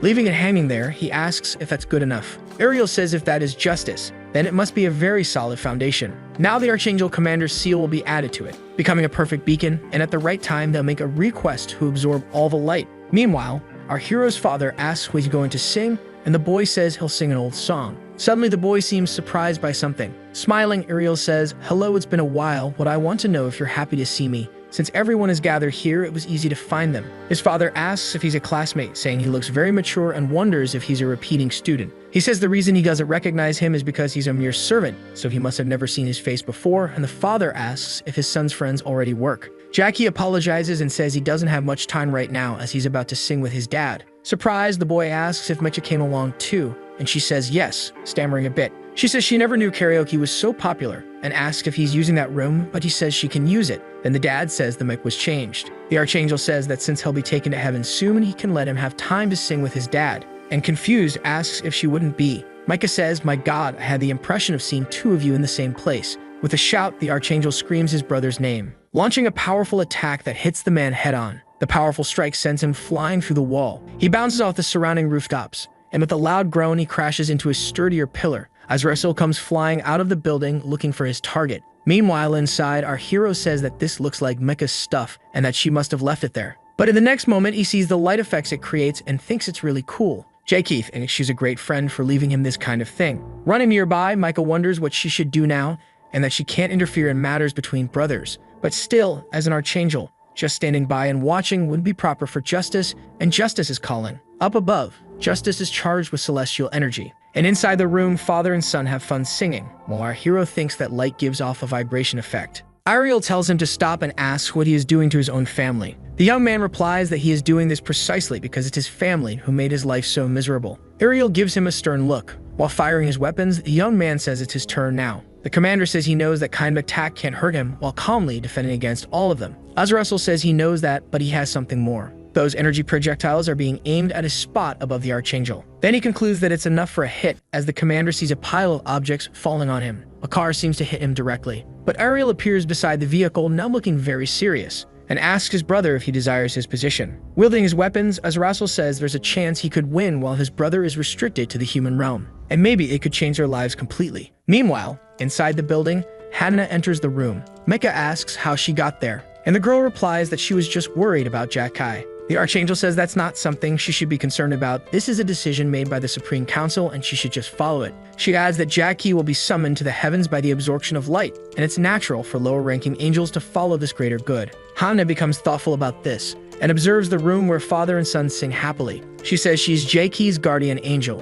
and it's her duty to protect him. Michael says it's as expected, as she has fallen in love with the boy, says that this feeling is excessive, that she has no control over her emotions. But the girl says there's nothing wrong with her emotions, that she feels something deep, something much purer and simpler. But the Archangel says that's how the emotion of love influences her, and that it seems she has lost her purpose as an angel. Hannah remains there, listening to the music and thinking. From inside the room comes a fragment of the song saying, "When you wish," and blushing more, the song continues, "Upon a star." She thinks about that melody, about that sound. Meanwhile, elsewhere, another car is thrown at the Archangel commander. Azrael asks if he can take a break while he's trapped there, and adds that what he means is that he could take a long vacation somewhere that's neither heaven nor hell. But right in front, it seems his brother opens a hole in the car. Coming out from inside, he asks who he thinks he is. Says he is the Archangel commander and he has his own army to protect him, snapping his fingers right after. A light appears in the sky as he explains that when an Archangel commander is in danger, his army is ready to offer support wherever it is, and from the sky something descends like a meteor. Azrael is surprised and says, "Meteor." In the sky, a man asks if now all the trainees have been brought there, and asks if everyone knows that this exam is the most important of them all. This test will influence their entire performance evaluation. He calls out for the trainee Hanel, as she responds, "Yes, sir." And he asks her to listen to the sound of prayers the same way she practiced, and taking a deep breath, she focuses. Then she brushes her hair away from her ears and starts hearing, hoping that coin makes him rich, hoping she accepts his confession, and several other requests made in prayer. She remains there listening to many prayers and paying attention to the content of the requests. Hanan is surprised to find wishes of all kinds, and the man says humans are bound to be selfish, and that's why they need their inner angels. And she remembers hearing, "When you wish upon a star, anything your heart desires will come to you." Down on Earth, Jackie's mother calls out to him as a child, saying they need to leave before it gets too dark, and the little boy replies that he's coming. He says that today in English class he learned that song, and that if angels really exist, he wants them to hear his song and grant his wish. From above, Hannah looks at the boy, moved, and says she has decided to help that boy, and the man says they'll put that into practice right now, and the time limit is 5 minutes. Suddenly, the angel appears before the boy saying, "Look, little boy, what's your wish?" The boy asks if she's really an angel and not just a drawing, and Hannah says he has a lot of questions for such a little boy. Then he says he only wishes for one thing, explaining that ever since they cut his hair like a bowl, he just wants to live happily with his parents, and that he also wants them to stop fighting all the time. Hannah says he's a kind boy and that many kids his age usually wish for things like toys or games. Jackie says his parents raised him well, so he doesn't need to wish for those things, and that because of his haircut, he became #1 at school. Then he says he wishes for his mom and dad to be even happier than he is, as a man comments that the boy is talking to himself. Hannah looks at him kindly and says he's right, that she will send the blessing of happiness to his family and that they'll surely live happily. Then one day, if she becomes a guardian angel, she hopes to be the guardian of someone with a kind heart like his. Surprised, the boy says he can really feel happiness and asks her to be his guardian angel when the time comes. But she says she can't promise that, but she hopes that's how it turns out, and the boy asks if angels can make wishes too. And the angel confirms that they can, but only when they truly wish for something, it becomes reality. While father and son have fun singing that song from Jackie's childhood, the angel realizes that the boy from years ago was him, and smiling happily, she concludes that his wish had come true. Meanwhile, outside, a huge meteor is heading toward Azrael. As he shoots, he says that trying to stop it with pistols is like throwing eggs at a rock, or like shooting a meteor with a gun. The meteor is getting closer and closer, and Azrael says that in that case, he'll face it head-on because he needs to be strong enough to at least do that. Then the man charges at the meteor with determination, and launching an attack while holding his weapon, he splits the massive stone into pieces. Having succeeded, he says, "Ha, that was close." Down below from that pile of old cars, Uriel says he wasn't just pretending to be him, and how dare he face him. He asks if he's sure he can handle judgment. The skies seem normal for a moment, and in the next, a massive beam of energy strikes Azrael directly. He's thrown back to the ground, crashing into a wall. Then the commander approaches and says that his position in the heavens is now nothing more than that of a mere servant. He adds that it's time to cut emotional ties with his family, and that they are two separate individuals destined for different paths. Ariel asks Michael if she's finished the preparations. Then the woman replies yes, that she's perfectly locked onto the target, while Hannah asks what's going to happen now. And Ariel, snapping his fingers, says he can complete this mission earlier than he thought. The celestial energy above the building starts to gather in. Meanwhile, inside, our hero and his father are singing happily, and his dad says it's a good song, asking if it's from a cartoon. When suddenly, the place is filled with celestial energy and the father starts floating in the room. The two of them begin rising through the air while the boy says this is a powerful absorption force. Meanwhile, in the convenience store on the first floor, the girl asks for some cigarettes, while the man says she has no ID, and she changes her request. But out of nowhere, celestial energy fills the place too, lifting her into the air as the clerk says he knew it, that she's a delinquent. Also in the underground parking lot, the man wonders how he can get his revenge on Ushi, and he too starts floating into the air due to the sacred absorption power, while fearfully asking what's happening. All those people begin ascending through the sacred tunnel toward the heavens, screaming in fear. Hana quickly opens the door, shouting for Jackie, while Michael tells her not to be so reckless, and out of nowhere, she jumps into the celestial energy. Determined, she flies toward the boy, saying she'll protect him. As people spin inside the tunnel, the angel gets closer, calling out to the boy. The girl from school asks, Jackie, why is he here? While that furious man thinks that bastard is the one named Jack Kai. All those people keep rising chaotically through the energy tunnel, while Hannah remains determined, chasing after the one she protects. Ignoring everyone else, she moves straight toward Jack Kai. Then the girl from class realizes it's her again and gets a little annoyed. And she looks at the girl with anger. She remembers the day that was supposed to be the big moment when she would finally approach Jack K thanks to fate. He was a new student who showed up in her class, and he was exactly her type. She watched him secretly and noticed that he was coming, checking his watch. Determined, she thought that would be the day she would ask if they could be friends and also hang out together. But out of nowhere, he turned into a nearby alley and started running, leaving her surprised. And since he took a shortcut through the alley, she decided to go to the exit on the other side. But she arrived a little too late just to see him running fast out of the alley. Hearing Hannah say she would first become his classmate, and wondering what the hell that girl is who suddenly appeared out of nowhere and started following him around. At school, very excited, the girl introduces herself to everyone. She comes close to our hero, saying hello and greets her back. And ever since then, the two have been quite busy with each other, and the girl waited several months to try approaching him again. But that girl who suddenly showed up took the spot next to Jackie for herself, so she started to feel a bit jealous of the situation. Back to the present, the determined girl says she won't let Hannah monopolize Jackie anymore. And with effort, she jumps toward the boy too. Finally, the angel reaches her protected one. Hugging him from behind, she says they must leave that place and that she will help him. The boy says he thinks it's impossible and that the power of that light is too strong, so Hannah says that's exactly why she's going to help him. Straining herself, the angel tries to pull him as he yells and says he doesn't think this is working. Suddenly, someone grabs our hero by the foot, saying, move to the side. And grabbing his other foot, adds that she will be the one to help him. The person who will help Jackie. But in the next moment, she is pulled with force along with him, while the boy screams that he told them it wasn't possible.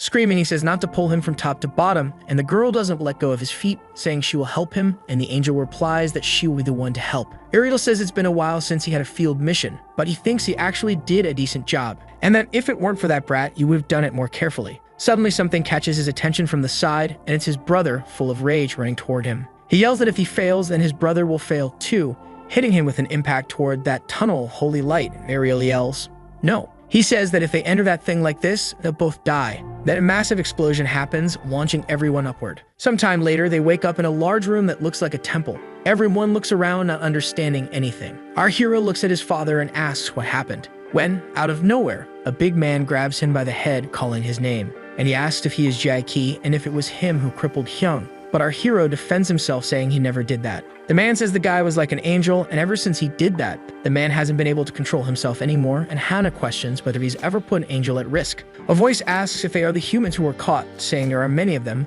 but it was supposed to be only one. That guy says this is really scary and wonders if he died and went to paradise, though he's not sure he's the kind of person who'd go to paradise. Out of nowhere, a second explosion happens and everyone protects themselves the best they can. That voice says that Ariel acted on his own and that they would really like him to explain this situation right now. And everyone is shocked, saying there are two Ariels. Smiling, one of them says he's the real Ariel, which makes the actual one call him a bastard. Hannah asks if those statues are the Supreme Council and why they seem like even bigger bastards than she expected. Ariel yells saying that Guy is not the real one, that he is the true commander of the Archangels, Ariel, while Azrael says he is the real one, with his great, sacred, and noble Archangel blood, the leader of the celestial army, Ariel. The voice behind the statues goes silent, thinking or doing whatever it is statues do. Finally, they respond that they have absolutely no idea because the two look exactly the same. He adds that it doesn't matter because that's not important to them, and asks if among the humans he brought there, any of them is the so-called hybrid. Hannah tells the Supreme Council that there is no hybrid among them, and the two brothers question that, asking what the hell she's talking about. She continues and says that all those people here are just ordinary humans trying to live their lives the best they can. The voice behind the statue asks who she is. Meanwhile, the schoolgirl says she's pretending again and that she really doesn't like her, while Hannah says she's a low-ranking angel. That voice says that if she's a low-ranking angel, she has no reason to be there. She thinks that angels should never lie, but just this once she will do it for Jai-Ki, and adds that she's on a special mission. They ask if she can prove her words and risk her position as an angel, and she explains that her investigations since infiltrating the human world show that the hybrid hasn't fully awakened yet and that possibly it's only a myth and these people are mere humans. The voice says it can't sense the presence of a hybrid among those brought there and only feels the spirit of regular humans. The brothers shout, "No way, I'm sure he's here. This boy is the hybrid." Then the council says that if the two who claim to be the commander witnessed it, it's probably true. And the two brothers celebrate together. But it's also true that there's no sign of awakening in this boy, or rather, there was a sign of awakening in him. It questions whether that guy might not be the real hybrid, and that he must be in the top 0.1% among humans. Ariel says that this is the real hybrid, and Hannah says that this boy is just a regular human. Determined, she says he has no power, that he's a human without even a spark inside him, and Jackie says this is starting to sound too real. She can stop now. The voice questions if they should run a test, and they'll see who is right, who they chose, or who the commander of the Archangel says he is. And suddenly another explosion happens in the place. It concludes that it will be in the arena, where no one will be able to escape. An arena suddenly appears in the place with the two men inside. Everyone watches from within it, while they remain at the center. Azazel asks if that's the Wailing Wall, and that it suddenly became a seat. This will be the first great battle since Baal versus the Seraphim. The voice says that if what Ariel said is true, one of the two must be the hybrid, and adds that the last one standing in this inescapable arena will be considered by them as the hybrid. Smiling, the man says there's no reason for him to try and run. He was looking for this guy anyway and thanks them for it. Hannah tells the boy that this is a trap, and that he should escape from there. But Azrael says he'll never be able to escape until the fight is over, and that there's no way to help Jackie now since this is a duel carried out by the Supreme Council, and the angel asks if those stones are the council. Azrael explains that they may look pathetic, but they have enough power to destroy the earth on their own, and that this is a sacred ceremony that no one will interfere with. The statues look normal and even a bit pathetic, but that's what Azrael said. Smiling, Ariel says they can just sit there and watch Jackie awaken as the hybrid, and that it's obvious who's going to win. The angel asks once they know he's the hybrid, if they'll definitely take him with them. Azrael says of course they will, and Ariel explains that this has been his fate since the day he was born. But it seems something catches the brothers' attention. One thinks about how disgustingly compatible they are, while the other thinks getting along this well is kind of annoying. Hannah is very worried, while the other girl comments with disdain that her expression makes it look like she's about to save the whole world on her own, and that she's pretending to be kind with no self-awareness, while Hannah thinks please let Jackie hide his powers and not let them notice. Meanwhile, the school friend says, "What the hell? You can totally do this. Jackie, give it your all." Our hero seems very focused at the moment. He thinks that if he reveals his power, the statues will definitely notice and surely his ordinary life will come to an end. Very annoyed, that huge man says that this is what a real punch feels like, and before Jackie realizes it, he'll be turned into fish stew. Screaming, he says he'll make him lie next to Ushi, while our hero shows no reaction at all. But in an instant, he vanishes from in front of the man and reappears right behind him, leaving him confused and wondering how he did that. The guy keeps charging at our hero, who easily dodges his attacks. And the man says that he's sure he landed a hit, right? The girl from the school says she can't see him, and Hannah is surprised by this too, since she also can't see him. The council says it's strange, he instantly amplifies his power the moment he uses it, but even so, they can't sense any awakening. Ariel says that the boy must be using his power and then dispersing it, and that he's a smart guy, while her brother says he expected that. Our hero asks the man if he didn't hear him when he asked him to stop, but all the guy says is to stand still and stop dodging. Jackie says he'll try to match his pace, since naturally the guy will wear himself out attacking like that, while the man protests, yelling for him to stop. But he realizes that if he keeps increasing his ability, they'll end up noticing, and that he should use it more efficiently. That if he moves slowly like that, as Russell says he'll move insanely fast first, then much slower afterward, so the statues won't notice.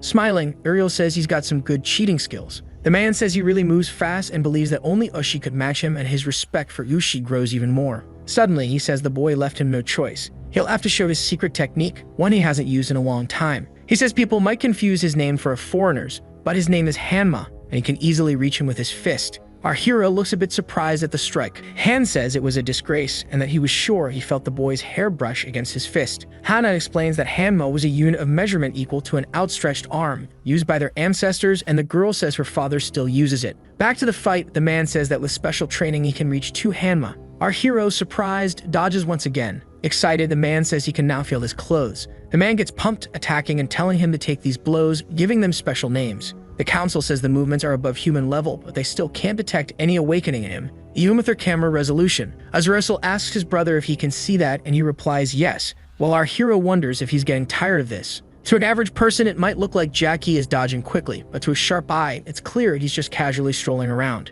The statue says that at this rate, they won't be able to determine a winner today, and in the end, the winner will definitely be the hybrid. As the fight continues, something happens nearby, and the council says that to speed up the duel, they've reduced the size of the arena, and they begin to shrink the space where they're fighting. The huge man shields himself, yelling that it's a bombing attack, wondering if it could be political, and says he's never hit anyone. Ariel says it's a match with obstacles, that they really learned something from Baal's fight, and the awakened father realizes the voice he heard was familiar. Excusing himself, he asks if that was the person he spoke to earlier. And Azrael says yes, that's Commander Ariel, and bows, apologizing for not recognizing him, but the real Ariel protests, saying he's the real one. The council says that now that the opponent is cornered, it's time to prove himself, and the man says the distance is now only 1 Hanma. And now with this area, he'll be able to pull off a surprise attack. With a shout, he quickly strikes our hero, who dodges once again. But unexpectedly, he's grabbed by the shoulder. Then he's pulled into a sort of bear hug. The guy throws himself to the ground with Jackie, trying to immobilize him. Our hero stays there in his arms, looking surprised.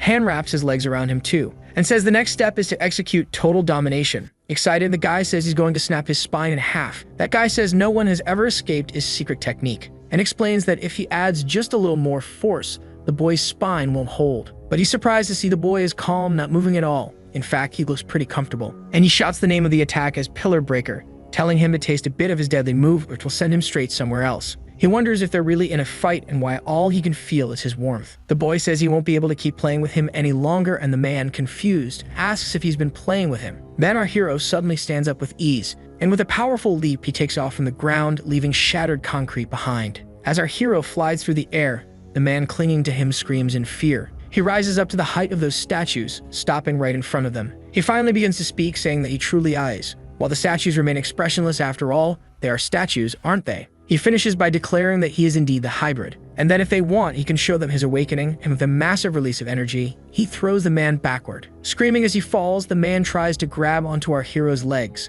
Looking down, he sees he's quite far from the ground. The council seems quite surprised by this. One of the voices asks what the reading was just now, saying it went way beyond the range of their sensors. Hana wonders why he's exposing himself like this. Our hero asks if they're satisfied now, and if they can send him back to his companions from where he was abducted. And that regarding the issue for which he was brought there, his answer is no. Excited, Hana says he's doing really well. The voice says he is an asset, one that was invested in and managed by heaven, and that it's only natural for him to return to them. Jackie says he won't respond to such a one-sided absurdity, and that the only thing he wants is to return to his normal life. Ariel is surprised and asks if the council accepted that kind of opposition, while Azrael says this is really exciting. A powerful light shines from one of the statue's eyes. The voice says that one who refuses their destiny written by heaven becomes a traitor, and that they have zero tolerance for that, releasing a lightning bolt at the boy. Jackie asks if he's a traitor just for not following them, saying that makes no sense, and the voice replies that if he rejects their values is nothing but evil, and that their supreme mission is to eliminate all evil, once again attacking the boy with those blasts. The boy says that if that's the case, then that's all the more reason not to follow them, and that he refuses to go down such a path of fate. The man gets scared, thinking if he falls there, it's over for him, and that he needs to hold on tight. But the council doesn't seem to give up and keeps attacking our hero. The voice explains that an individual talent who refuses to be tamed is evil and must act as an investment made by heaven. But our hero continues to defend himself from the powerful rays launched by the Supreme Council. In the middle of all that chaos, the man can no longer hold on to the boy, and he starts yelling for help because he slipped. Hana takes flight, shouting for him to please stop. But our hero tells the angel not to go over there. Still, the girl ignores him and approaches using her Omega shield, while Jackie says that won't stop them. Out of nowhere, a huge explosion happens in front of them. The angel is thrown violently against the wall, while our hero and the gangster are also slammed into the wall. Jackie asks if the girl is okay, while the man behind him seems to be in pretty bad shape. Then he notices that the wall behind him is cracking, and his father is up there. Then that whole section breaks apart, and he begins falling from above without understanding what's going on. Screaming, he falls helplessly. The schoolgirl shouts that she shouldn't act like she can do everything, and Hannah throws herself toward the man, saying, "Don't worry, I'll save you, Dad." Jackie says he plans to control his own life and live according to his own values, and he asks that they please not judge anyone based on their excessive rules. Ariel says he doesn't know how the boy can speak so well. The council says that, as expected of the hybrid, he can make the stone statues tremble with his words, and they must confirm whether he'll hold to those words. A rift of light opens in those statues, and a cloud appears covering the area. They explain that it is the cloud of atonement. Someone without sin will feel as light as a feather, while the sinner will feel the weight of their sins. For the one who is worthy, that cloud may be their salvation, but for the unworthy, the sinful soul will be buried for eternity in hell. Jackie holds onto the cloud as if it were solid, and looking at the statues, he asks if there's any problem there. Meanwhile, Ariel smiles and says that he truly is the hybrid, a perfect being. Desperate, the man climbs up our hero, begging to be saved as well. Finally, when he grabs the cloud, something strange happens. He says the weight suddenly started to increase. Then the man grabs our hero and presses him against the cloud above. A voice says that even he doesn't seem able to handle this, and that it's probably out of control. He needs to go to the oracle. Jackie tries to speak, saying it's not his fault, while the angel yells his name, and the father says it feels like his arms are going to fall off. Our hero seems to be in a tight spot, while the man cries and apologizes, saying it's because he's a man full of sins. The girl thinks she has to do something for Jackie, or that flirty girl will get all the credit for it. And she wonders what she could do, while the voice questions whether he will be able to endure or succumb to the sins of others, unable to find forgiveness. Straining himself, he says he can bear those sins on his own and that he can keep standing strong. The man says he's a real man, a true noble, and that he never thought he was that kind of person. Someone down below decides to act. And the girl says that because she's innocent, she can surely reduce that weight, and that the only thing she'd be ashamed of is truly liking him. Desperate, our hero yells that's not how it works, telling her not to jump. But without listening, the girl simply goes. And it seems things have really taken a turn for the worse now. While the father keeps falling, Hannah does everything she can to help him. She says the burden in her hand is far too heavy, and that she can't help him, while the father asks how she can call him a burden. Azrael says the table was set, but instead of enjoying the meal themselves, they serve it to the enemy, and Ariel gets irritated, asking what they're doing. The council says an unfavorable situation has occurred, and they've handed the pawn they had acquired with ease over in hell. As everyone falls at an absurd speed, the girl screams her hero's name, saying she's going to help him. She clings to the cloud in fear. Jackie is being bizarrely shoved downward, thinking, how ugly. When he finally manages, the end of his trip comes, and with a powerful impact, they hit the ground. The girl is flung far away by the impact. The sinful man goes bouncing off in another direction. Then the god of death appears, saying they're trying to toss him in here again so he can take him. How annoying. Annoying Death says the guys from heaven are always so careless, always talking about punishment. The ones who really punish are them. But either way, he welcomes them to hell, though it looks like he's blowing his nose without using his hands.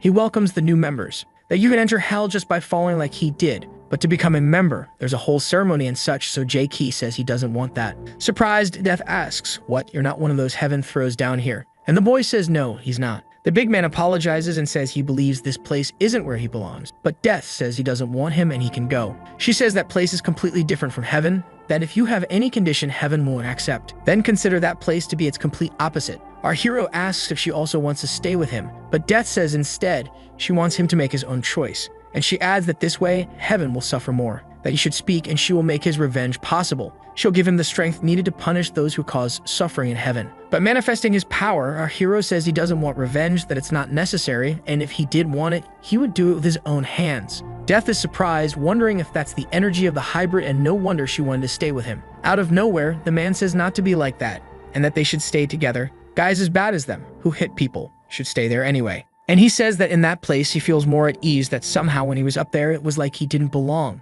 Now truly irritated, he elbows the man, throwing him far away, and says they are not the same because he doesn't want to stay there. He thinks he doesn't fit into society, so why bother going back? And nearby, the girl remains unconscious. Waking up, she wonders where she is. She asks herself if it's a cave, and where she might have ended up. Then a man says she's a little lost pup, that she looks cute, and that she has a beautiful and valuable human soul. A bit tense, the girl dares to look up, and wonders who this guy might be. She asks herself why her heart started beating like crazy. Descending from above, the man says it looks like he found something interesting while running before lunch to avoid a blood sugar spike. He tells her that her soul is very tempting, and then he wants to have it for himself. The girl wonders what this is and why he's so handsome, and the man thinks maybe she's the type who falls in love easily. Then she thinks she can't be that type, that Jackie is the only one for her. But if anyone heard that, they might think he's her boyfriend. While he's thinking about taking her soul and using it as decoration for his room, he realizes he can hear her thoughts and she can hear his too. Slapping his hand away, she says he's planning to do exactly what she's thinking anyway, and he says he is Baal, Lord of Hell. He says he is the great demon Baal, and that everything he thinks becomes reality, and that his power comes from evil. But the girl thinks she doesn't actually dislike him. Baal asks so she understands that he can also hear her thoughts while holding her head and doing something bizarre. Surprised, he asks if she's not in her body yet and how she even got there. He thinks he doesn't need her vessel, and she questions what he means by vessel, saying she has no idea how she even ended up there. Holding her by the arm, he says that actually he doesn't care about that, and that for now he's taking her to Des. She asks if he means she can go back up, but he says he's going to ask Des to separate her soul from her body. That way it's easier for him. Smiling, he says it'll be quick, that she'll stop living, and that humans are doomed to that anyway. But he'll ask that it be painless, since Des is the best. Surprised, the girl wonders how he can say that so lightly. With a shout, Death strikes and tells him to stay right there. She says she'll separate the body from the soul first, and then they'll continue with the interview. Our hero says this was an ambush, and adds that it was really evil. Death is left speechless for a moment and admits he's right, that she is indeed quite evil. Ironically, Death thanks him for helping her realize that while advancing on our hero. She slashes at him with her scythe, but he manages to dodge the attack. Jackie says his body feels heavier than when he was in heaven and wonders if it's because gravity is stronger here. Then he grabs onto a stalactite and hangs from it, but it starts to crack and breaks apart. So he drops down holding his new weapon, while Death tells him not to worry. And preparing to continue the fight, she says she'll give him a painless death. She makes a slash in the air before her, sending a wave of energy toward our hero. Jackie defends himself as best he can with a piece of ceiling, but even so he's pushed back by the force of the blow. He wonders if she wasn't trying to recruit him just a while ago. How did it end up like this with her trying to kill him? Noticing that he's catching fire, he comments that the flames aren't as hot as those on the surface. Death, sarcastic, asks him, "Are you wondering why I, Des, want to kill you? Don't worry. The fire of hell will burn you in an instant." Suddenly, someone says they've arrived, and pointing, Bull says that's the expert who will give her a painless death. But something catches his attention in that moment. He wonders who that human is and thinks he can say that even though he's never seen him before, he can instinctively confirm that this is his precious flesh and blood, and the girl says she can hear him. She realizes that means the handsome guy is Jackie's father. And directly she asks the demon if he is Jackie's father, to which he replies that he believes so. He says it's the first time he's ever seen this boy, but still, seeing his son all grown up and engaged in a battle of this scale,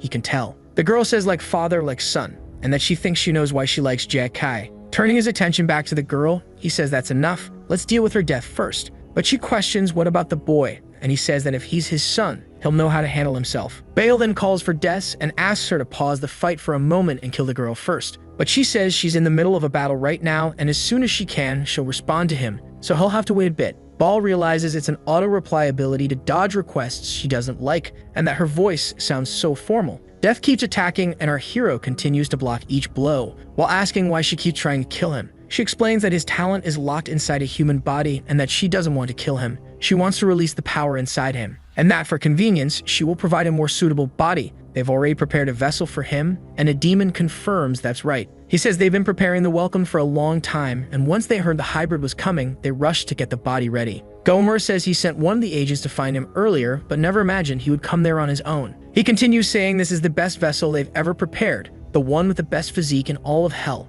a soulless body of mercurochrome. Our hero is surprised and says he thinks he's seen it somewhere before. Then they ask what he thinks. Aren't you excited? Just toss out your bad body and take one with better stats. But our hero says that this body. The demon says they polished it and secured it with great care. Strangely, the body starts to turn a little red. The girl from school says it can't be. They're really trying to put Jackai into that monster. That's a downgrade from Class A to Class F. She pleads for Bull to do something and asks if he's not his son. And the demon says yes, he definitely is his son. But that doesn't mean he has to help him, and he explains that's a human emotion, and so. She yells that Jackie is her boyfriend and begs him to please help. Ball seems intrigued by what she said, but says even if she is his son's girlfriend, that doesn't mean he can't steal her from him, and she says he really is a demon. Our hero says he likes the way he looks now. Death explains that the body is just a shell, and that if he uses a powerful body, he could become immortal. But how could he become a master with a body like that? Then suddenly, she strikes hard again, barely missing him. In the midst of all the dust, we can still see Jackie's silhouette holding his weapon. Determined and now angry, he says,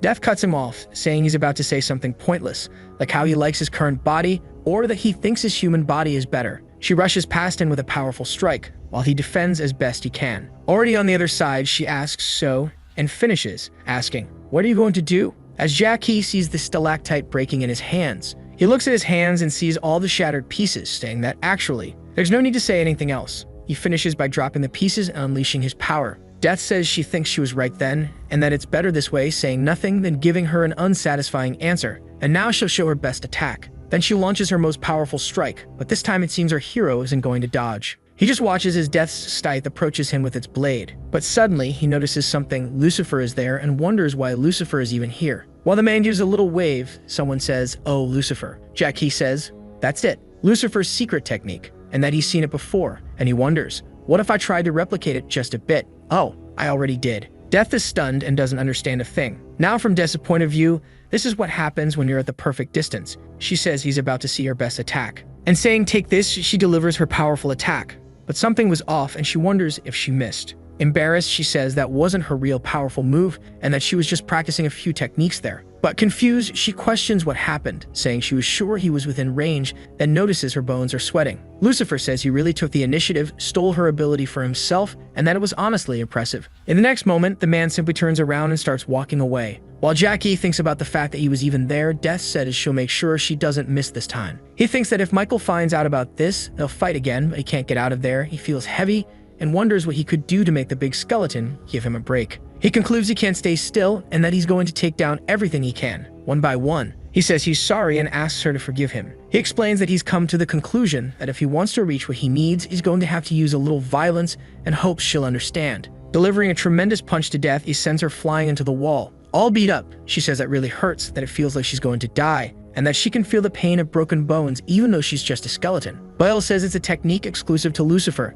and no one can use it without permission, just as expected from his son. The girl then says she's now calling him son. The man yells that he's amazing and really cool, and then notices he has an audience. It's Yoonji, and realizes he needs to bring her too. He says Death is all broken now, so he's going to kill her, and explains that he doesn't want to stain his hands with blood. The demon says she can take care of it herself, and then Gomorrah asks if, as an assistant, he needs to step in. Suddenly, a chain flies through the air, and it wraps around our hero's neck, catching him by surprise. Annoyed, he realizes what's happening, and begins to use his new ability to get out of it. Bell says he just detached his own neck, while Yoonji says the boy is actually terrifying. But out of nowhere, more chains lash onto his head, and pull it back, locking it directly into his body. The demon says no one can escape from his restraint ability, not even a hybrid like him. Our hero grips the chains, looking like he's in serious trouble. The creature explains that once he's got that dog collar on, he'll never get rid of the restraint. He also says not even Lucifer could break free from it. The gangster appears, ready to fight, grabbing the demon from behind and saying ambushing someone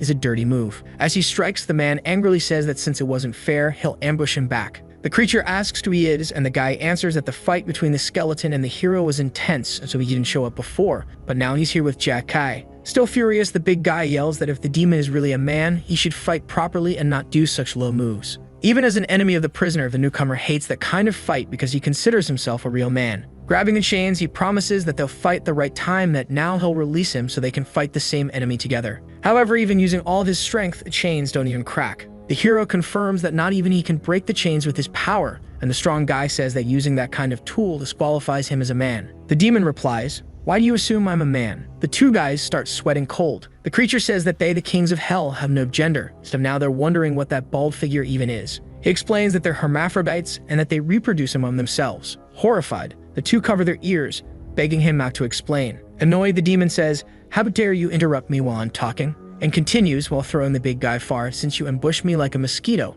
I'll treat you like one." The man hits the wall so hard it sends up a cloud of dust. Sunk into the wall, he's restrained by chains. The guy says, "Coward, you're not a man." The demon insists he already said he's not a man, and our hero asks who's the man and who's the coward here. He adds that now he welcomes him to the world of evil, and that if he captures him, he'll always be remembered as the one who captured the hybrid. He shouts for him to hang on. He's going to separate his soul from his body, and then he'll be free. Jack Kai screams, saying this is dangerous. But after landing that punch on the boy, it seems something went wrong. Jack tells the demon that he warned him it was dangerous. While the demon groans in pain, his arm completely wrecked. The imprisoned man says he's a coward, that he ruined his own arm hitting a man who's chained up, and that his attack had no form. It was weird. Annoyed, the demon says he doesn't need advice from a mosquito stuck to a wall. But the man continues, saying that as someone who's hit others before, he needs to focus more on his lower stance and improve his punch. He actually hit the chain. Then he yells that with his left arm, he should use all of his energy and finish him with a single blow, and Jackie asks whose side he's even on. Looking at his hand, the demon says, "I get it,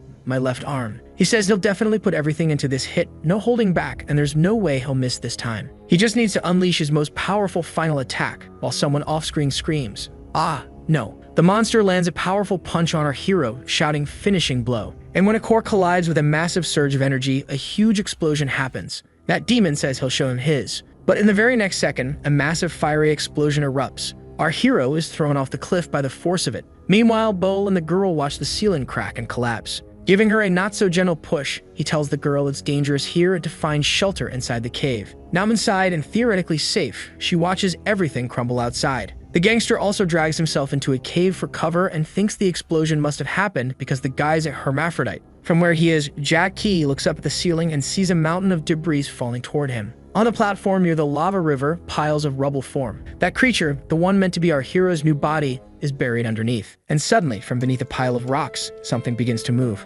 Ball emerges, climbing out from under the heap of debris. He turns around looking for something, then walks calmly toward the spot. Extending his arm, he uses a power to begin moving the stones that were piled up, pulling our hero out from underneath. Then he explains that the boy's strength alone is enough to break free from that and adds that he's underestimating his own power. Jackie places his hand on that thing around his neck and starts using strength to try and rip it off. A moment later, he crushes the whole thing with his bare hand, saying, "You," and tells him he's his biological father. Bell says he's disappointed that he only realized it now, and that he knew the moment he first saw him. He continues, saying not to misunderstand, he's not trying to pressure him or anything like that. That even if they share the same blood from the moment they began existing as individuals, they've been completely different. And he asks if he's coming off too cold, but our hero says no, that he agrees with that. Jackie says that in his eyes, Bull is just another demon from hell, and that he feels nothing for him. The two, father and biological son, fall silent. Bao stays quiet for a moment, until our hero says he figured they'd meet eventually, but didn't expect it to happen this soon, and Bull says it's good to see him growing. He adds that everyone talks about true evil or their own freedom, but it's all just to pressure him to choose his side,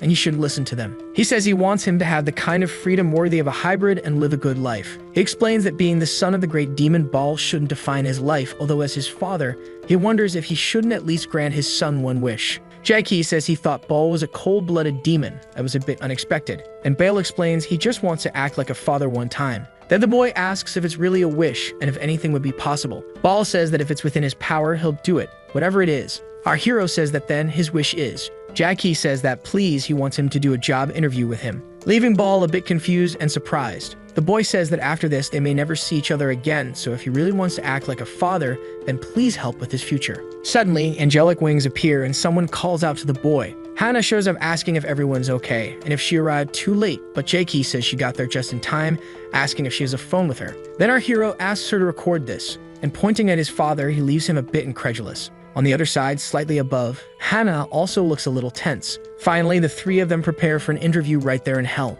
Bell says that good isn't always as good as people think, that they represent something extremist and strict with rules, only wanting to punish others. Feeling a bit awkward, he asks if he's really allowed to say that. Jackie says there's no need to include the slander part, just saying something about evil is enough, and his father agrees. Then he says that while good tries to coerce everyone into obedience and break their freedom, evil is the complete opposite. Evil will respect any freedom and courage it finds in its path so it can explore one's truths, and they respect that. While good seeks to control and suppress everyone in order to achieve peace, however, Ball starts to look really irritated, and he exclaims that this peace is simply a lie, mere hypocrisy, but our hero tells him to stop. He explains that he shouldn't deliberately criticize good, he just wants his opinion about evil, and scratching his head, the demon says he understands. Then clearing his throat, he says that evil will lead to chaos and conflict, but that will lead to self-development. Evil provides the necessary path for one's growth while guiding them towards self-knowledge, and Jackie says, cut. Looking at the phone, he says it was a great job, while Bull says he's not sure if it really came out well, and the angel says the video was well recorded. He asks if the boy is truly satisfied with that, saying he could actually grant him a great wish, like eliminating an enemy or destroying something. But Jackie says he's satisfied with that. The demon looks a bit confused. Ball is surprised that the hybrid blessed with so much power is simply seeking that kind of happiness, and if he doesn't need that power, then you should give it to him. The demon asks if there's really nothing else he can do for him. Our hero looks seriously at his father. He gets up from where he was looking very serious. He explains that he grew up full of happiness unrelated to Ball's existence, and so he just wants him to live the way he does. The Lord of Hell falls silent, thoughtful, and smiling, he says he'll give him a gift from God as a bonus. Suddenly, they start floating, and with a sweep of his arm, Bale says he will send him and his friends back to the human world. Shocked, our hero thinks he can actually do that easily, even with all the gravity of hell, and he understands That's the power of hell. He asks if that power wouldn't be enough for him to escape hell. Baal explains that he's there because he likes the place, not because he can't leave. And smiling, our hero says he lives that way because he likes it too.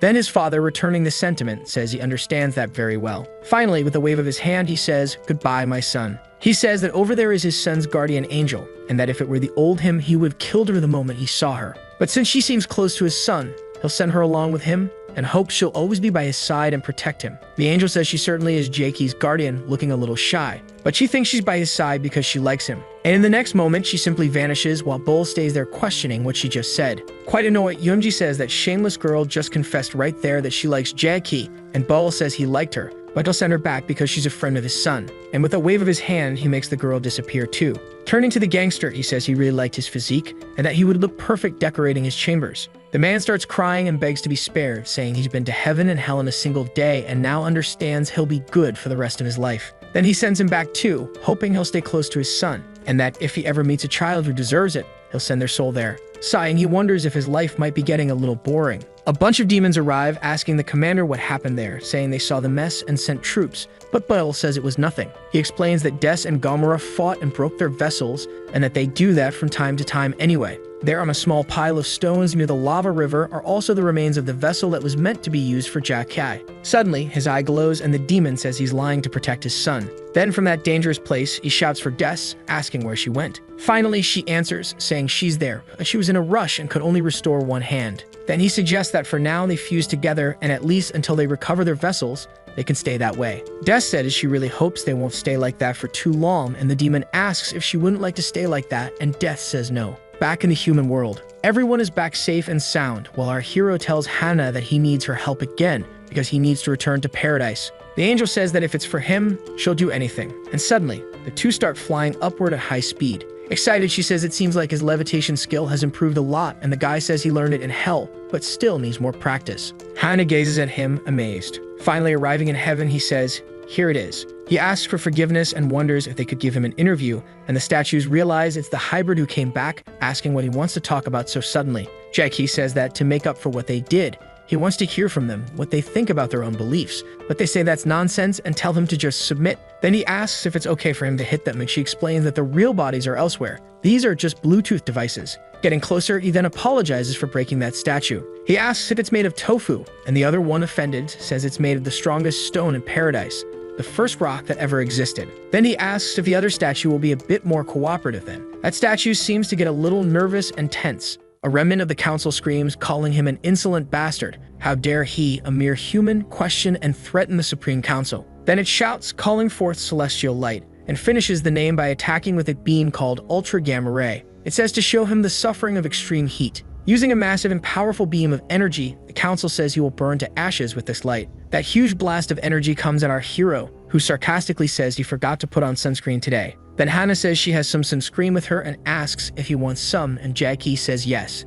The ray hits our hero straight in the face, but he doesn't seem affected, and the council asks what he's doing and why he's not burning. While the girl applies sunscreen on him, he asks if he can punch that thing, and she says yes, he can do whatever he wants. She watches him from there, thinking what is this, and that she's feeling like some kind of Pokemon trainer. Completely ignoring that thing's attack, our hero flies straight at it, and the council statue gets more and more tense. He prepares a powerful punch. The council statue cries in despair. As our hero smashes the structure that was attacking him with the beam, the statue begs for forgiveness and says it's just soft tofu. He says he just wanted to punch it, and the council screams to spare him, saying it won't fool him, so Jae-ki asks if he's serious. The boy keeps singing, ignoring the protests, and asks if it doesn't sound like a big hit for the demons, and the boy thinks he must be the demon. Annoyed, Yoonji asks if they're best friends now, saying that ever since they ended up in the same group and got good grades, they've gotten too close. Azazel says it was a close call, and that it's a relief they got a good grade, and Micah asks if he's finally arrived. He explains that Jae-ki humiliated the Supreme Council and unexpectedly,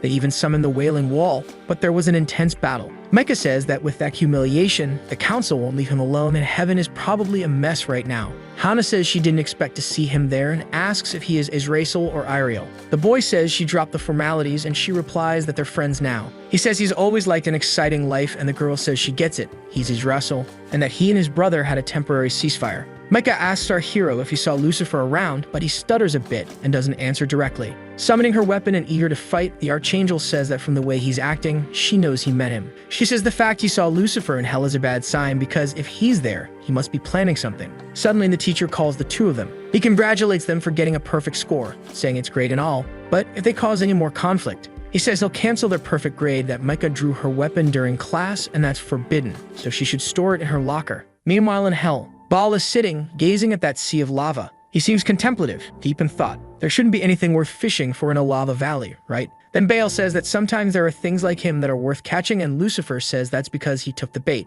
He asks what Lucifer could possibly want, escaping hell and then coming back on his own, and Lucifer asks if he isn't the one who holds his power. The Lord asks if he hasn't already told him that it was a fair trade, and that if he returns an equal power to him, then he'll return his power. Then the young man asks how that meeting with his son went. Baal says he already told him not to mess with his family, so why is he talking about his son? But Lucifer says it's not out of nowhere, that he must have seen the hybrid's power for himself, and it was he who brought that power to him, and they don't yet know how big that power will become. The Lord suddenly seems a bit irritated with Lucifer. He then grabs a weapon. Angrily, he strikes for the fallen angel and says, using my son as a hostage and trying to use him. Throwing that weapon at Lucifer, he finishes, using him to threaten me. Smiling, he says this isn't a threat because he'll have his son and then he himself will have his power back. Concluding the thought, he says it's a very reasonable deal. Baal says he sent his son back to the surface with his own hands and asks if he's suggesting he dirty his hands and bring him back here again. Excited, Lucifer says he'll be the one to get his hands dirty, but it seems the Lord is determined and charges again at him with that weapon.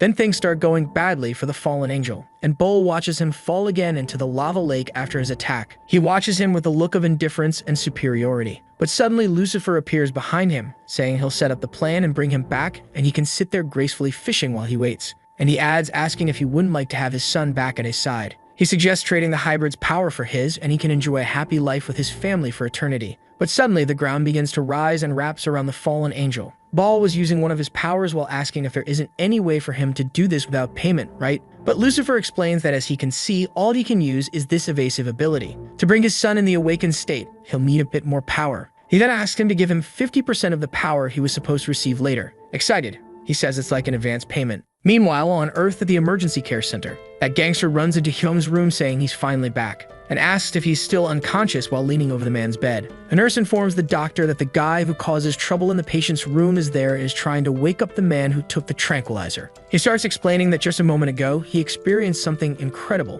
He dreamed that he visited heaven and hell, and after that, he finally understood that it's better to work in a world that shines than in a dark one, and that once he recovers from this, it would be great to seek enlightenment. For now, they should just live an honest life, let go of the dirty work they used to do, and he'll start right now. Picking up the phone, he calls someone and says he wants to donate his assets. And while the man remains unconscious, he finishes by saying the donor is Hushi Jim. And at that moment, that man wakes up from his sleep. The man keeps talking. Yes, I want to donate my assets. That's right, it's Ushi Jim. Surprised, he asks the person on the phone to hold on a second. Excited, he says Hyung finally woke up, and the guy says yes. But, smiling, he asks since when he's been donating in his name. He says it's all his assets, worth 1,200,000, and that he's doing a good deed for him. Suddenly, something starts going wrong with Hyung, and the gangster calls his name. And as he starts to feel unwell, Hem asks why. He just woke up, so why would he be going back to sleep already? At that emergency center, Hem screams out his friend's name. Back at school in the human world, our hero looks at the sky through the window, until Hana asks what he's thinking about, and he replies that it's been a while since he had a peaceful day like this.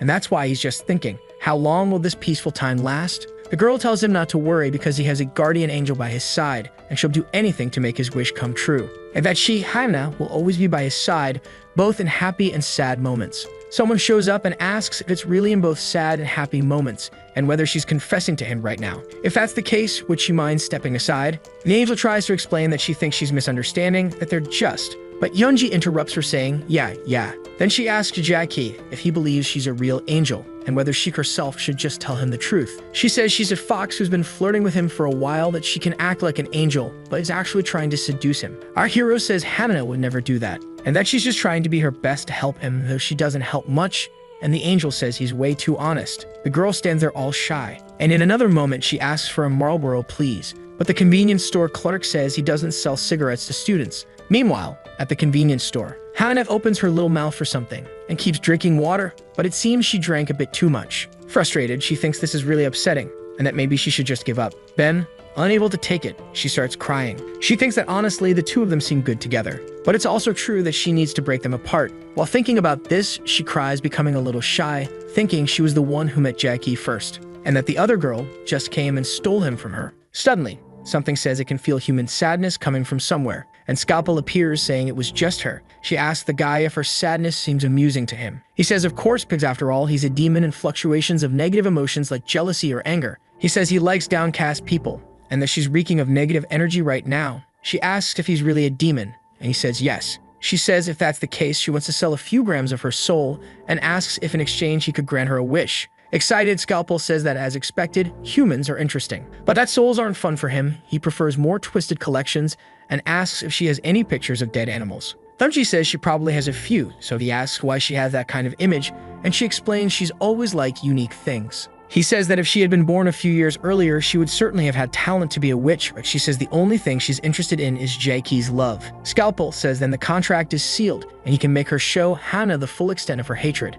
But before that, he's going to merge a small portion of his power with her. The girl begins receiving the power and says it's terrible. As the power spreads through her body, she continues to suffer. The demon says that this is his pride, and it will also be her weapon as a beautiful demonic sword appears. At last, she seems a little excited by the object. Meanwhile, back at the school in the human world, our hero and the angel are walking around while Yunji, jealous, tells them to stop acting like a couple. Our hero notices the girl nearby. Then she says she can't just sit and endure this anymore, faster than anyone, and different from most people. She strikes our hero with a piercing and instant attack to the heart. Hannah doesn't seem to react. Then the girl says that to start, he only has two options.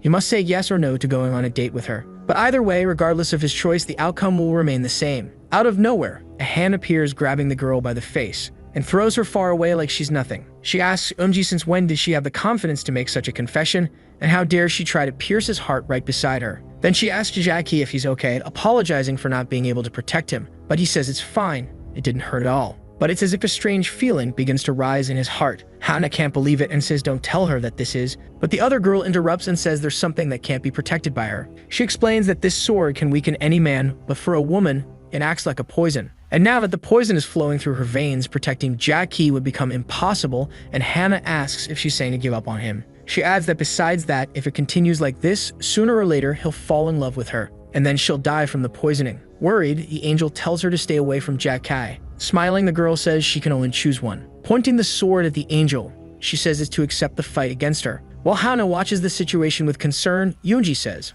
or give up on him and save yourself. The situation is complicated for her, and she's still suffering from the poison. That battle continues while our hero holds his chest. Hannah looks at him worried, while Jackie says he feels really strange, like he's soft and irritated at the same time, and it's very hard to describe with words. The angel says it's alarming that he can still suffer a heart attack, and asks if that's because he's still human. Then the girl says she's already claimed him now, and that it would be pointless to continue as his guardian angel. But Hannah says, you say claimed, but it's not like you really took him from me. It's only a matter of time before I take him back. In the next moment, she feels the effects of the poison. Hanji says it seems to her that the girl needs a little more time for herself. Though they don't have much patience to wait, Scalpel speaks through the weapon, and quickly charging at the girl, Yoonji strikes again. But suddenly Micah appears, blocking the attack with justice, saying she only came to check because she sensed injustice, but didn't expect anything like this. Shocked, she says she would never allow something like this to happen, not under her watch. The girl says the Archangel is always so uninvolved, and that this is a matter between the two of them,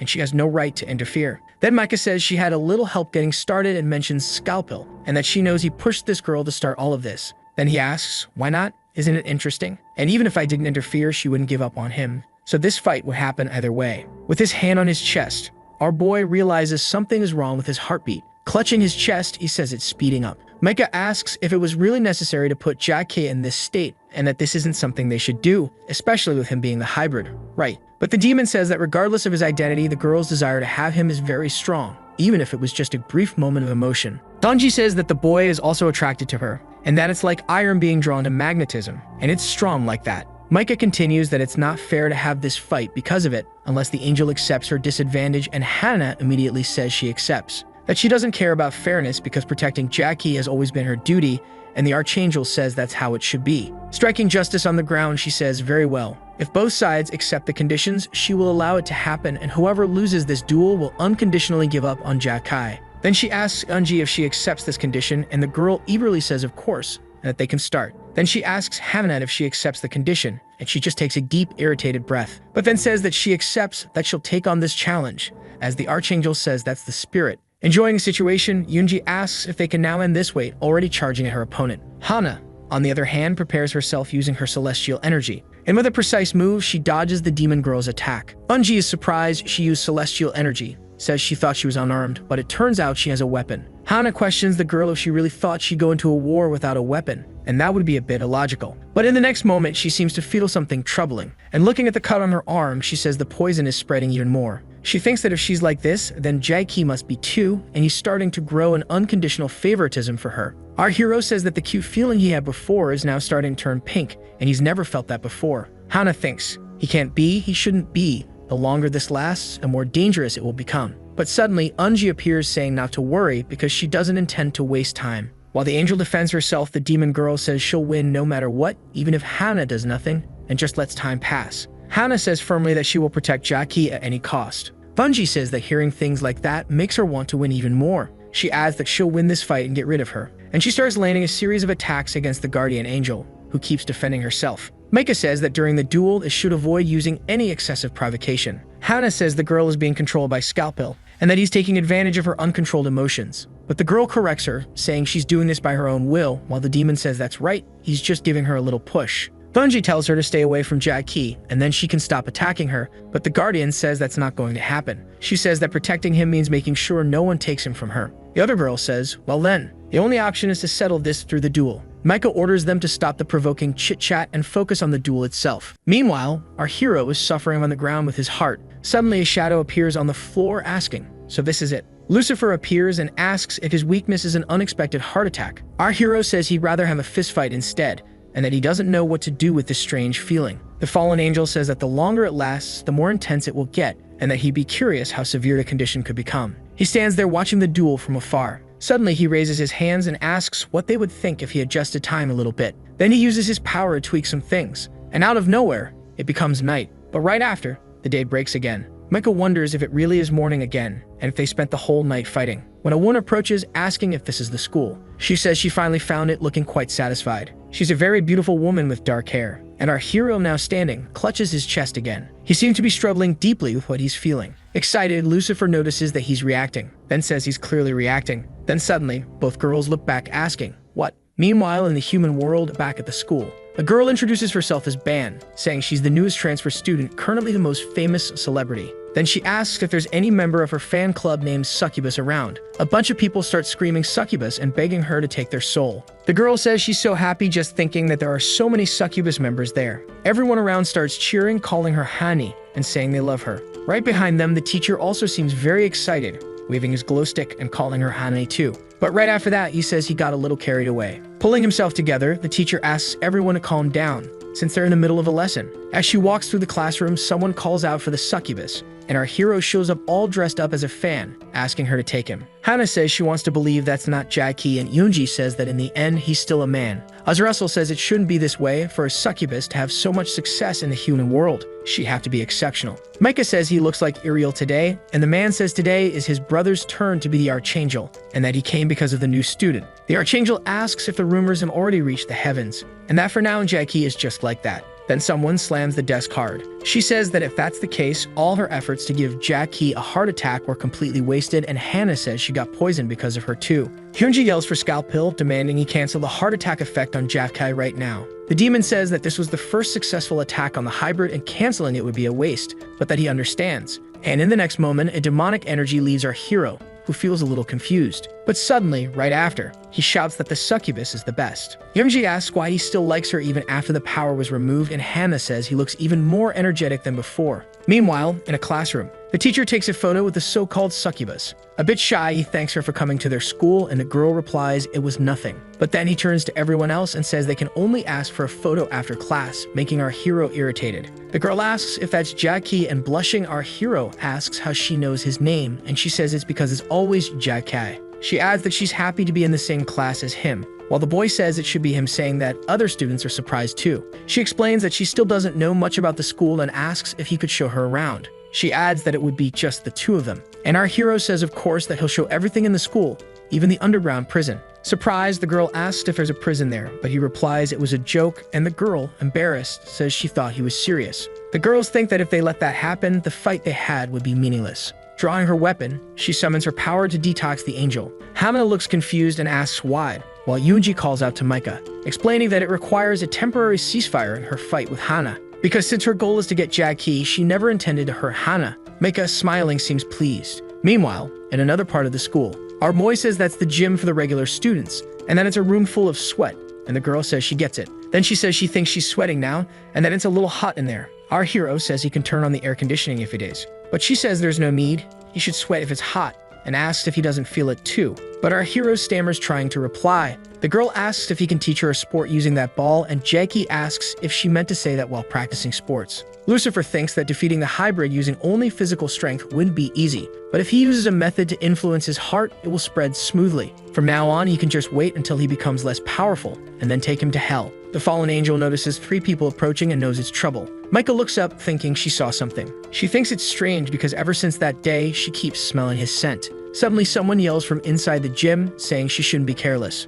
She adds that she ended up falling, leaving our hero red-faced. The girls open the door to the place and are shocked.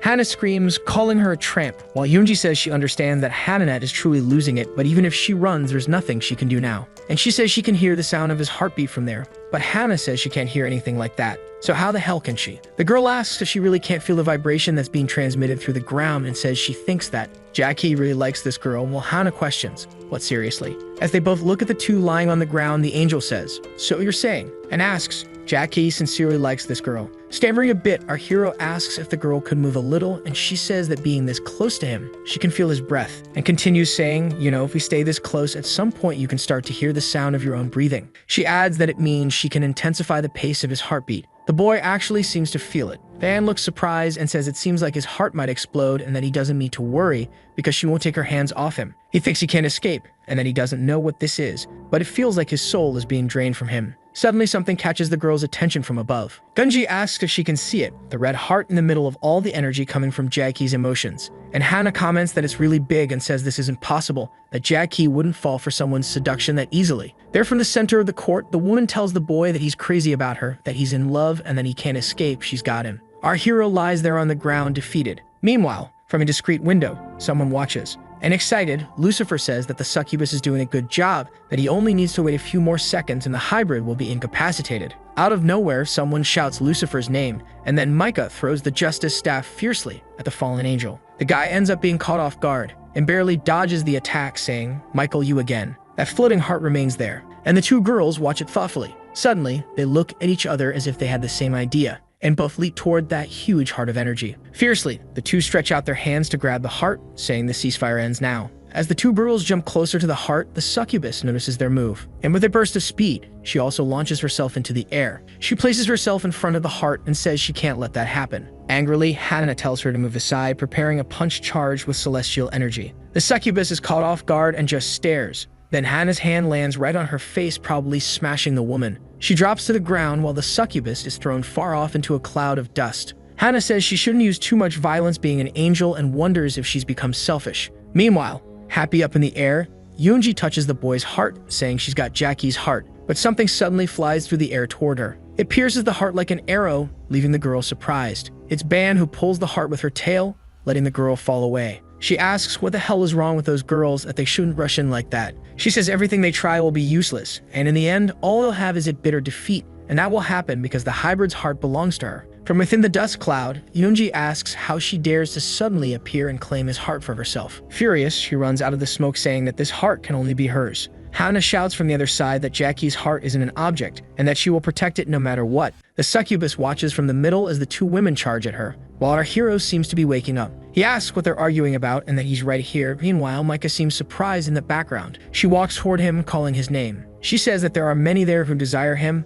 but only one of them truly loves him. Our hero grows anxious. Meanwhile, back at the school in the human world, Michael leaps through a window, smashing it, while the fallen angel says it's been a while since he saw her. He says he's noticing that she's still chasing him and asks what exactly caused this obsession she has with him. Micah says he's getting even more shameless, showing himself like that in front of her, and asks if he won't try to run away from her anymore. Lucifer only smiles slightly without saying anything. Eventually, he says that she'll keep chasing him to the end anyway, so there's no point in running, and asks if it wouldn't be better to end this game. She asks if that means he wants to settle this right now. Then he says it's because he needs to protect his own justice, and as she can see, he took his payment in advance and got a little of her power. The woman suddenly looks to the side. The spear starts emitting a strange and powerful energy. Micah asks how he dares to speak of justice in front of its very embodiment. She prepares to strike, saying that Lucifer could never handle any form of justice. He's surprised by her attitude. The woman punches the man hard in the face. However, effortlessly, the guy manages to catch the punch, and Micah asks why he didn't turn to dust. With a delirious smile, Lucifer says it's because he wants to show her the true justice of evil. Pulling her in and punching her in the stomach, the man says the difference between each person's perception of justice should be the strength of the argument. He hits her again, this time much harder, sending her flying. Our hero says, "Wait a minute, so that's my heart." And if she's saying that all that affection for him was just a trick, and if she did all that without his consent too. He thinks it seems like Micah and Lucifer have finally met outside, and as he feared, they're fighting right now. He reflects on which side he should prioritize more, because even though he needs to get his heart back, he also needs to make them stop fighting. Very unsure, he questions what he should do. Reaching toward the heart, the succubus says she already told him that it belongs to her, and asks if she can tell him something. She says that's not his real heart, it's just a metaphor representing his preference. She asks if that wasn't what they were aiming for, hoping that he'd like them more if they took that heart. She concludes that if that's what they want, they can have the heart because she's already achieved her goal. He likes her now. The two girls run off, competing against each other, while the succubus sarcastically says, "Wow, look at this." She asks if it's really such a precious item to make an angel and a demoness run after it, and says that now they're making her want it too. Suddenly, she stabs her tail back into the heart. Dodging the girls, she lifts the heart and apologizes, saying she changed her mind and will keep it for herself. Furious, the two girls ask if the succubus is messing with them. The demoness summons her sword again and attacks the succubus, who skillfully defends herself with her tail, saying she understands she borrowed power from Scalpel, but it won't work. But Yeonji adds that she has her own too. And leaping forward with a kick to the girl's face, she says she has her own power. She yells for Hana's help. The angel says she feels it's wrong to hit someone directly, but if it's to protect Jackie, then she uses her celestial power and summons a heavy shield. The succubus looks at the shield that appeared above her, and suddenly it falls hard onto her as she tries to hold its weight. Using her tail again, she begins to crack the angel's shield, and right after that, she shatters it into pieces. The girl says it was a flashy attack, but in the end, it wasn't as heavy as she thought it would be, so as she planned, the heart is hers. She begins pressing that heart against her own chest, but suddenly, someone yells for her to stop, and our hero seems to have regained control of his own heart. With a furious look, he says not to mess with something that belongs to him. Surprised, the succubus thinks she didn't notice him getting close, and that it must be because he's the hybrid, while our hero walks forward with his heart under his arm. Yeonji watches, amazed and surprised as he passes. She keeps her eyes on that heart he's carrying, and saying that now is not the time to back down, she lunges at our hero and grabs his heart, saying someone had to take it. Frustrated, he says that was supposed to be his heart. Clinging to him, Yeonji says he'll be hers from now on, and if she can't have him, then she'll steal him away. Jack-Hai still tries to argue, asking her to wait just a second, but it seems the girl is already gone. A bit upset, he wonders if he can't even control his own heart, and that it's not fair. In the human world in the school gym, Hana approaches our desolate hero. She seems to feel his pain, while he remains silent and thoughtful. But his expression changes and he thinks, nothing, absolutely nothing is going the way he wanted it to. He thinks that since the moment he discovered the truth, having flashes from the past, of tense battles involving his family, and even giant hellworms, the angel Azrael sending him straight to hell, and Death's death making a proposal before fighting fiercely. Not to mention now the two girls fighting over his heart. He thinks that none of these things reflect his own wishes or feelings. He realizes how disturbing that is. But in the end, that's life. Nothing happens the way you expect, and the sooner you realize that, the less you'll suffer. But our hero wonders whose voice that is. And looking back, he thinks it's Lucifer, while Hana awkwardly assumes Jae-Ki seems like he's getting angry again. She asks if he's getting mad and explains that she was trying to get his heart back for him. But he thinks that even in the middle of a fight, Lucifer can still project his voice to him. Outside, Micah strikes her weapon on the ground and looks angrily at Lucifer while he says he thinks Archangel Micah is nothing without her justice. She replies that for someone who scatters his focus during battle, she declares that she'll pass judgment on him in the name of justice,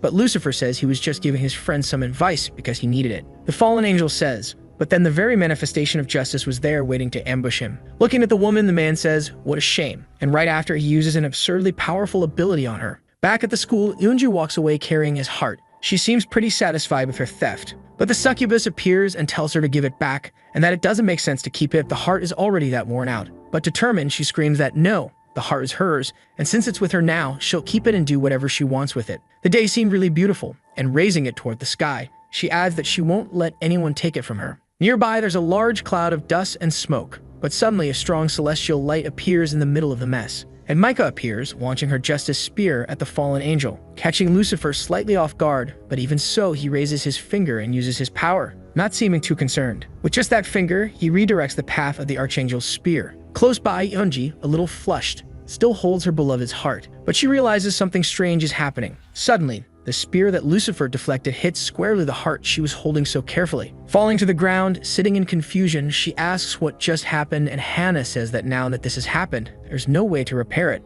Lucifer points his hand toward Micah's spear in the distant sky and pulls justice to himself, saying he'll show her something interesting. Then he grips Micah's sacred weapon with both hands. As Micah watches tensely, he says the power is. Very pleased with what he just did, he splits the weapon in half, saying, "Justice." Then he throws the pieces on the ground and says now he's going to teach her what despair is. Smiling, he says that one day this might become a great motivation for her. As Lucifer begins to disappear, the archangel remains on the ground, mourning her broken weapon. Then he walks over to the window above and thinks, "Jackie, my friend. Power is justice, and only true power will allow him to do what he truly desires, and that he will plant the seed of that thought in him." Suddenly, that thought reaches our hero's mind, while Lucifer adds that he'll plant it deep into his head. Hannah calls out to him and says this is the devil's final temptation, and not to let himself be taken. The angel steps in front and says she doesn't care how strong he is. She will protect him, but the fallen angel asks her not to misunderstand. He says it will take time for that exemption to grow and flourish, and that in the meantime, why doesn't she look after that angel over there?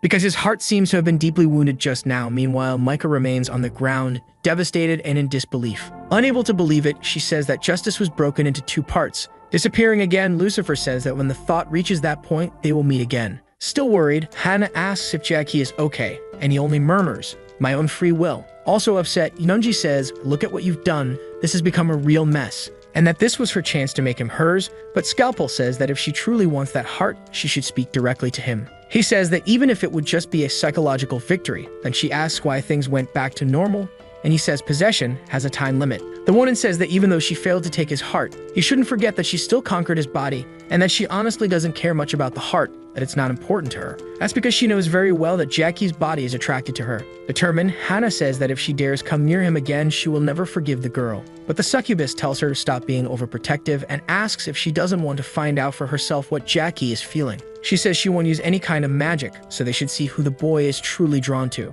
The angel looks at our hero a bit worried, while he just remains silent. He keeps thinking for a few seconds, then turns around and finally says, "So the video ends here. If you don't want to miss the next part, activate the notification bell, and see you next time on Tob's channel."